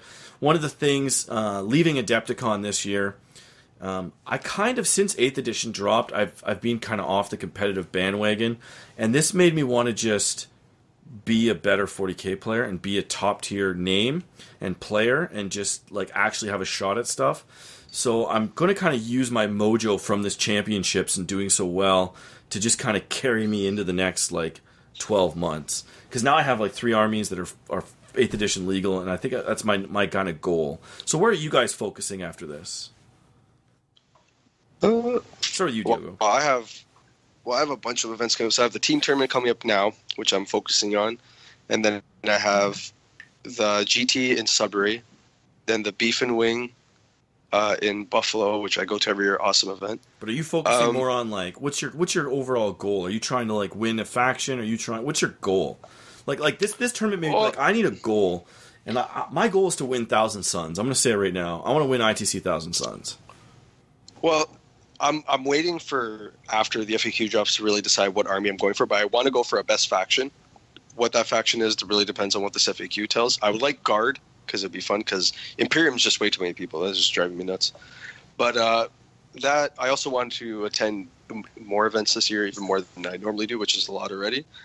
And I honestly want to win a best faction, or if not, at least make the top 25 for ITC. That would be really nice. Cool. Just to be up there, but or win the LVO. Who knows? Yeah. Ciaran, do you have any goals? I think I'm actually probably after the team tournament going to finish painting my Eldar, but just transition all the way into AOS. On to Geoff. Do you have a goal? Yeah, after that I do. So I've been definitely kind of for the last year, I've been trying to gear myself up. At the ATC last year, I went 5-1. I was 27th. Warzone last year, I came in 10th place battle points, second overall. I was 4-1. Adepticon this year, 3-1. With a chance at top 16. So I'm trying to kind of carry my momentum, as you were mentioning, like kind of get your mojo going the same way. I'm really trying to keep improving myself. I listen to the Best General, which is a podcast that I think is great about that kind of personal journey that we can all go through about improving our skills. And it doesn't mean you have to be second to first. It can be last to second last. Like, it's just about improving. And I've been listening to that podcast a lot, hearing a lot of people talking about, the mind games, the mental side, the how you need to know your list and know your opponent's list. And so my goal is just to keep on being the best I can be, and at the end of the game, be able to take some learning moments out of it. So I'm gearing up right now for ATC. I wish I could make it to the team tournament here in Canada, but I'm going to be heading down to the ATC Warzone, hopefully LVO, and I'm just going to keep on trying to improve. So that's kind of my goal, is to keep being the best I can be. I feel like I've got good momentum right now. I've only lost 3 games in the last year at major tournaments, so I'm kind of feeling like I'm getting there, but I just need to keep pushing myself. Yeah, I feel that, man. That's awesome. So we're going to move on. One other thing happened is we did that joke at the beginning about the Titan in the 30K tournament. Diogo, don't say anything crazy, but give us the rundown on that situation. So there was 2. I'm going to start this because I'm worried Diogo's going to go nuts. Yeah, you go first. There was 2 doubles tournaments. One of them was a narrative 30K, and one of them was a regular 30K doubles tournament that was supposed to be competitive. And so Devin, a friend of ours, very nice guy. I believe I've played. Maybe I haven't played him in a tournament, but he's one of us. He's a nice guy, and he brought this. It's a terrible list. It's like it is abusive. It's a crazy list. But then he got berated online for taking it, to the point where I thought it was a bit too much and a bit embarrassing on the part of the people that were berating him. So we're not going to berate them back. But what are the guys' names that attacked him? Oh God, I don't know their names. They're the guys from Radio and Istvan. Radio Free Istvan, that's the one. They released about a 20-minute rant about how bad of a person he was, how they didn't like Devin. They said, well, even though it's part of the rules, it's still cheating. And they said a lot of really hurtful things. They created a very toxic Facebook post where people attacked him and they called him very bad things. And I just wanted to say, I'm embarrassed for you guys that you would do that to somebody and call them out and call them a cheater on the internet when they did not cheat. He followed the rules. It was a competitive event, and he did win his medal. And yeah, you know what? Change the FAQ, change the rules. It's not Devin's fault. Nope. And I went to the tournament with Devin, so I knew all about the army, what it does, how it would play out. I had to remember some 7th edition things, so I was like, my mind is not on 7th anymore. But the vibe I got from posts I read, where they came there with the sole intent to make people not have a good time, blah blah. I'm like, no, Devin and his partner Souza, their main goal was to win the event, and from me playing with them and playing with those guys, especially Souza and them together, I'm sure they were friendly to everybody and weren't jerks or anything. They even went, like, there were no gotcha moments. Like, they publicly asked the TO if they could bring certain units and whatnot. Yeah, and they addressed that in the podcast. They were like, "Oh, he asked in a Facebook post if he could do it, and the TO said yes, and that's bull." And I was like, "Yeah, then don't call him a cheater. Don't drag his name through the mud. Just be like, well, we got to fix this in the tournament." Like, you guys, and they went on and on, and the stuff they said, it was and the crazy. Posting, and all the name calling was it's ridiculous. Just ridiculous. And we in good fun kind of shared it, and we got our friends in the post to not attack back, but to just like kind of counter the argument. No, it's okay. It's a competitive event. That's the point. Yeah. And it was just pathetic. And it's ridiculous. It was like, ugh, that's a bar you don't want to like set that low. Jesus. Yeah, we don't like calling people out, but we just wanted to let people know kind of the situation. He didn't cheat. He did not cheat. He followed the rules. He played correctly. He played to win. Yes, they got a bad sportsmanship score, but a lot of that was probably due to list building because they're both nice guys. It's a subjective score. Yeah, if I pound you with a Titan on a Sky Shield, you're not going to be happy about it. Yeah, so I just didn't like that because if somebody did that to me, oh, Chris brought the Enlightened, he's a cheating piece of shit, even though he followed all the rules and played his army right, but screw him. I wouldn't. I'd want somebody to kind of say, hey, he didn't cheat. So, yeah. And I'm sure in Devin's robotic heart somewhere he did feel bad taking that list at some point. So, somewhere it didn't compute, but I think the hatred that was thrown at him, I think kind of washed over him. Like, I don't think he takes it to heart. I think I don't know. I wouldn't say it like really, but he definitely noticed it and kind of mentioned to me that it had gone on a bit too long, a bit too hard. It has gone a bit too long, and it was definitely blown out of proportion. But the T-shirt that was made out of it, oh my god, what was that the is T-shirt? I'm buying. It's somebody cartoon drew the Warhound kind of like looking to the sky like a T-Rex saying "grr" on top of the sky shield with the void shield generators around it. It is the greatest picture I've ever seen, and 100% I'm buying one the moment it's on sale. Yeah, it's a pretty hilarious picture. I've seen it online as well. It's awesome. But Chris, I think it's also a kind of a broader topic is list shaming, and I think there's been some pretty good posts and articles lately about kind of some of the competitive scene under attack from the online community about just list shaming. I know somebody once called my list cancer. And I remember your Blood Angel army. My Blood Angel army that I took to I don't know if it was ATC or Warzone. It's funny, a well-painted Blood Angel army, like fully converted. That was the one that was like fully converted, right? Oh yeah, fully converted, and somebody beautiful. Like. A shining light of the hobby, and this guy called it cancer. Like, you are a moron to say that. Yeah, my list was on Spiky Bits for being in the top 5, and the comments below were just like vicious. And I'm thinking, man, like, how am I getting like I'm at a high school now? How am I getting bullied? So anyway, I've gotten that too. It was man. a pretty. It was pretty eye-opening. That it was crazy. Sorry to cut you off there. It's just I'm so angry right now over this because I've gotten it as well. I've seen other people get it, and it's bullying, and you can't do that. And it's a tournament. Yeah, if I show up at you in your basement and I bring mine, let's say I'll just use my Enlightened, and you hate it. It's your basement, man. Tell me to tone it down and have a beer and chill. When we're playing in a tournament and we're following the rules, like you could say, "Hey, man, this needs to be fixed. I recommend points increase. This shouldn't be allowed." But to actually like attack the people. It's crazy. Like it's crazy. Nobody attacks. Well, people do actually, and they look like dicks. But like people attack Sidney Crosby because he's such a good hockey player, right? Like nobody calls him. He's not a cheater because he scores more goals than you. That's just the nature of the game. He's not going to score less, right? He's a professional. He wants to win.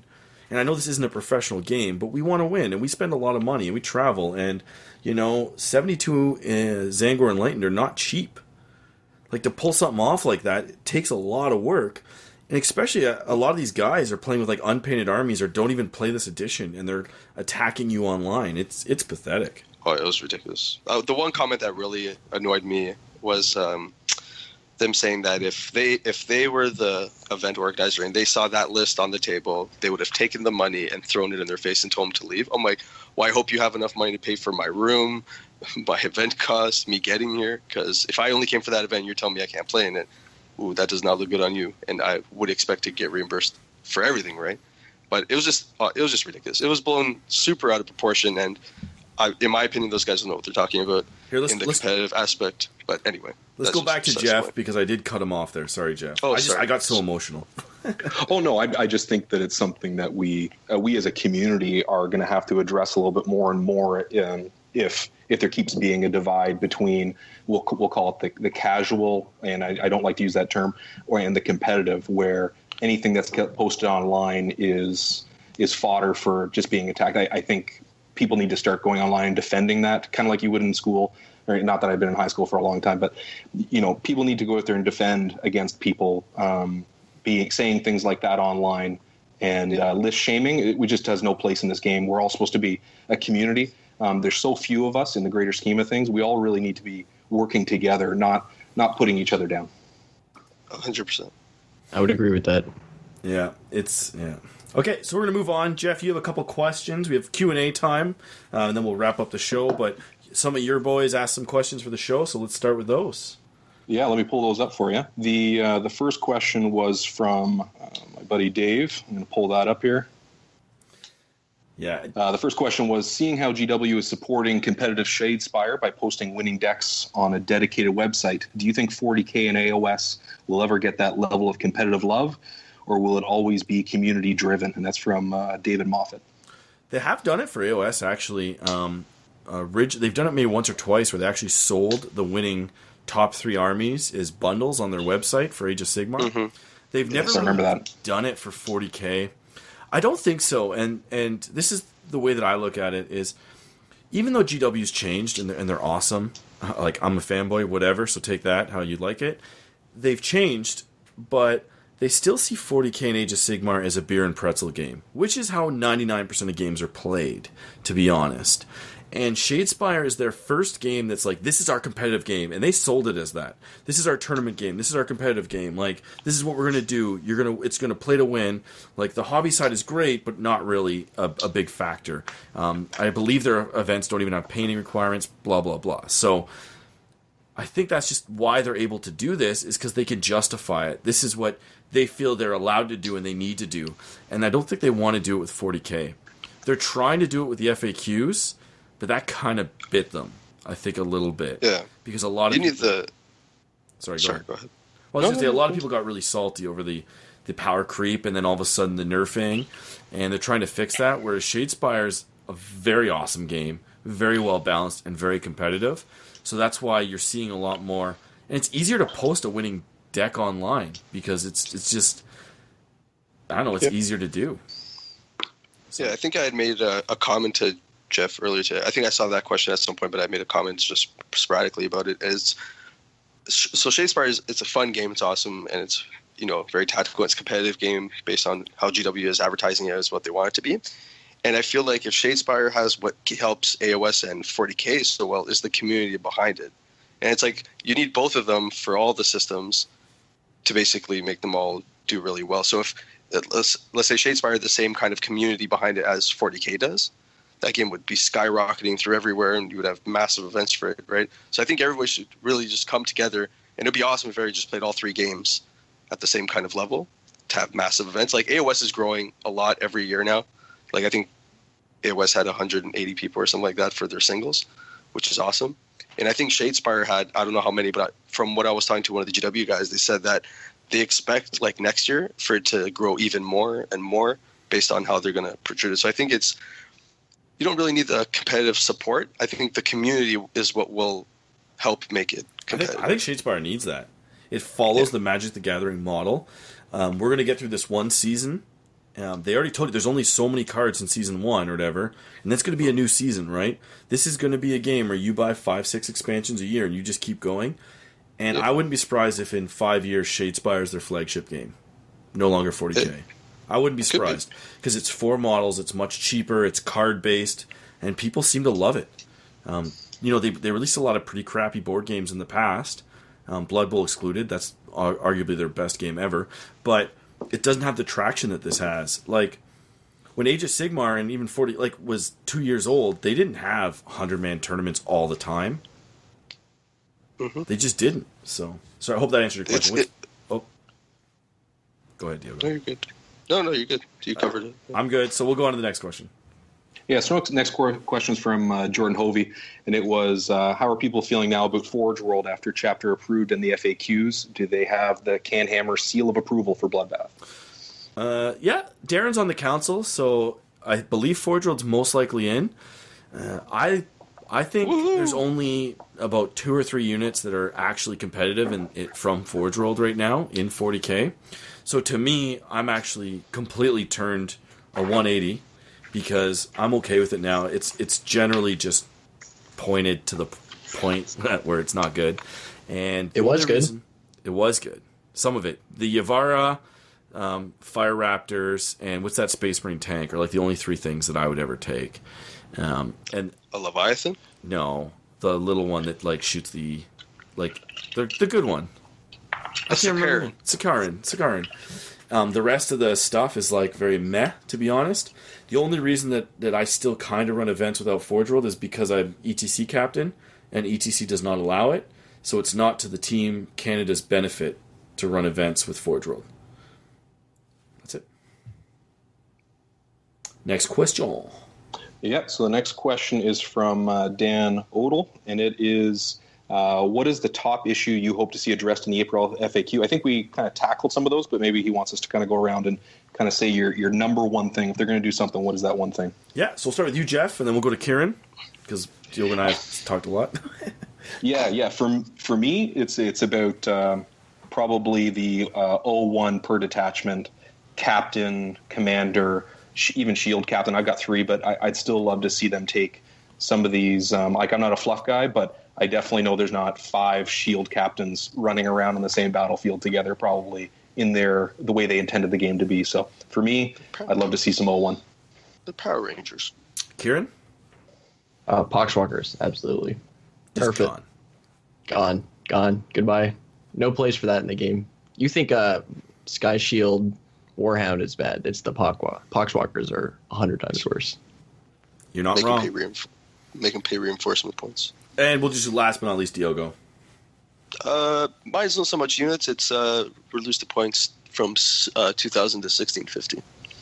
Or 1,500. Or 1,500. Something lower. Because as much as I hate playing against crazy stuff, or I like playing against it usually, I rather have games finish on time and everybody naturally conclude games. Okay, so we're going to skip through a lot of these joke questions. Sorry, guys. We're trying to be pretty PG. But this one's pretty I think it's appropriate. So Scary is asking, how do you keep yourself looking so sexy, Geoff? Oh, I think he was talking about Jeff Brown, but because he spelled it with a J. But I think, I think he's talking about you, but he accidentally spelt it wrong. Oh, you know what? I also think he said that, and you know, it takes a lot of motivation, a lot of self-driven. No, I have no idea. Cool. I can't even answer the question. Nick kind of just has a comment with regard to Devin's thing. So he says he doesn't think there should be any controversy about lists of the game. It's a gentleman's game, and when people design a list and speak about it openly, then it's meant to be critiqued, but not, I guess, bullied, is what he's getting at. I'm kind of paraphrasing here. So that's that. Does it get tiring writing the same responses back to everyone on the 30K thread? Have you thought of an FAQ now that's been 2 weeks after Adepticon? And this is at Diogo. So should you write an FAQ towards that 30K thread? Yeah, the FAQ will be reduced assault. Because Jesus Christ. It's just things they're accusing him of doing. I was like, he didn't do any of those things. Like, he put models on the Titan's base. The Titan actually doesn't have a base. It was only there to hold up the model. And when it was brought to the TO's attention, the TO said, we'll count it as having a base, and they never put models on top of it. And something that was never talked about, which I find really crazy, is the TO actually asked him to not put the Warhound Titan on the Sky Shield in his last game. And Devin actually didn't put it on the Sky Shield. Oh, wow. That's good on him. Next one is from Wee, and he's basically saying the same thing. Devin did nothing wrong. He didn't cheat. He asked the TO. He followed the rules. Doesn't matter. It's not cheating. We were going to talk about chess clocks. We just kind of ran out of time, so we'll come back to that, Wee. And then the next one is, will Geoff Osborne ever play AOS? Yeah, I've got a destruction army I'm working on. It's really tough to convert some of those Maw Crushers, but I'm working on it. Next one is, how many Skyfires are too many in both AOS and 40k? And I know the answer to this. And Ciaran does. So Ciaran, how many is too many in Age of Sigmar? I think 18 is probably too many, but I think 9 is my cap personally. Yeah, 18 is the maximum you can take, and it means you have very little chaff. 9 is optimal in Age of Sigmar, I would say, if not 0. And then in 40k, I actually think that 54 is the optimal number in a Zangor Enlightened list, because then you get more of the other good stuff that kind of does more. 72 is pretty good. I think when people start getting the 82s Enlightened list, I think it's just too much of the same unit, and you don't have enough variety and diversity to kind of handle certain situations. Next one is, everybody give your best Skari impersonation and do an the Darkkin. So I guess I'll start. The Darkkin. And then you can go ahead. That's pretty good. Or you can die. So go ahead, Ciaran. We'll come back to the Let me go last. The Darkkin. Geoff? That was really good. Yeah, that was good too. The Darkkin. I sound like a vampire. I don't know what I'm doing. It's the blood angel in you. Yeah. The Darkkin.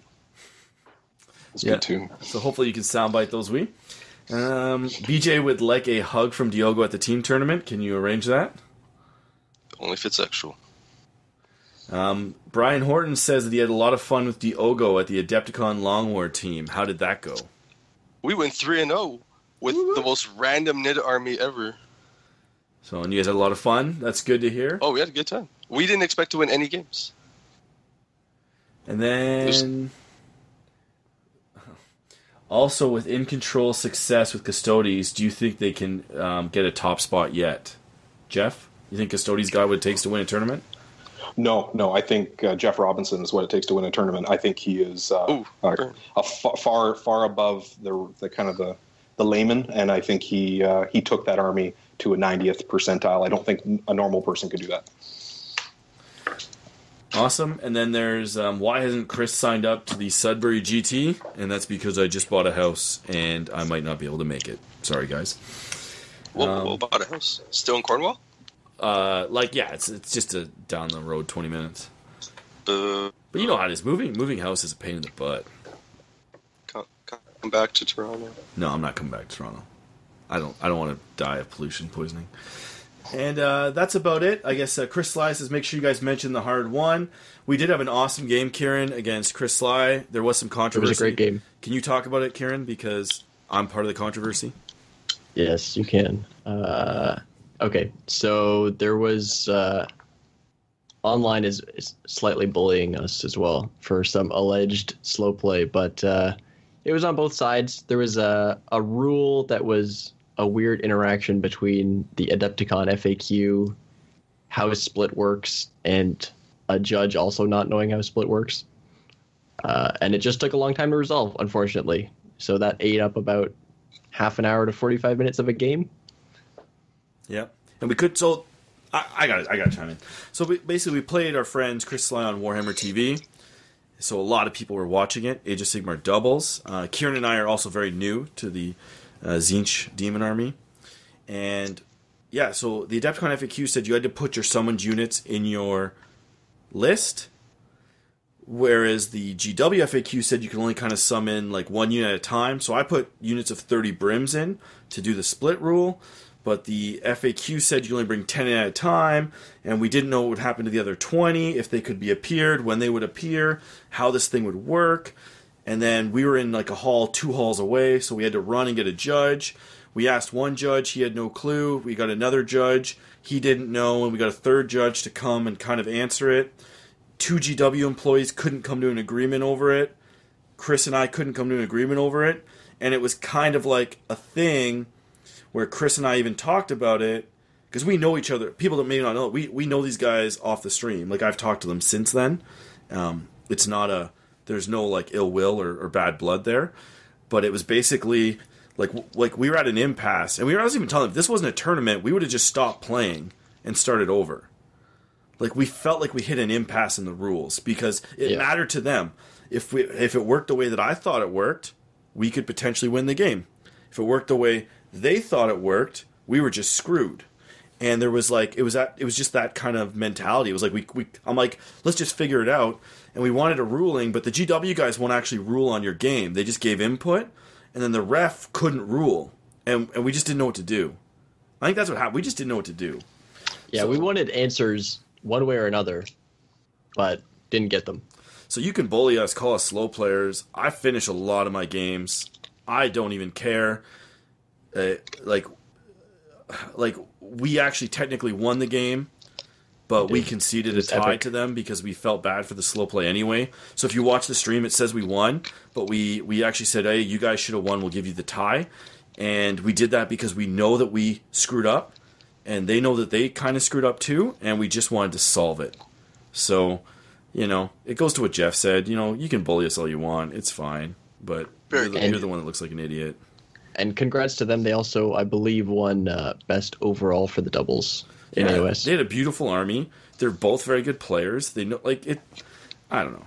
It just kind of, I didn't want to mention it because I was a bit salty, but he brought it up. So, well, Chris Sly, because that's actually, it's funny because the guy asking us to mention the game is the guy that we played, and that we're getting bullied by third parties for slow playing, but he's the one posting for us to, like that. You know what I mean? It's silly, right? Oh well. Visit Lords of War. Yeah, Lords of War. He owns a hobby store, Chris Sly. Lords of War in Mississauga, Ontario. It's a very nice store. I haven't been there personally. I've only seen photos. He runs tons of events. I believe, I don't want to misquote, I believe they're more AOS focused than 40K, which is... you know what, actually, we went to he put on a great 40K tournament just the 40K a few months. The 40K Classic. He does some great tournaments. Well organized. So go check him out and buy some product from him if you live in the Mississauga area. I think it's Oakville, actually. It's on the border. Yeah. Okay. Because Oakville, Mississauga is very blurry. But yeah, so that's it for the show. Thanks for joining me, guys. Thanks, Geoff. Thanks, Diogo. Thanks, Ciaran. Hope you guys enjoyed that.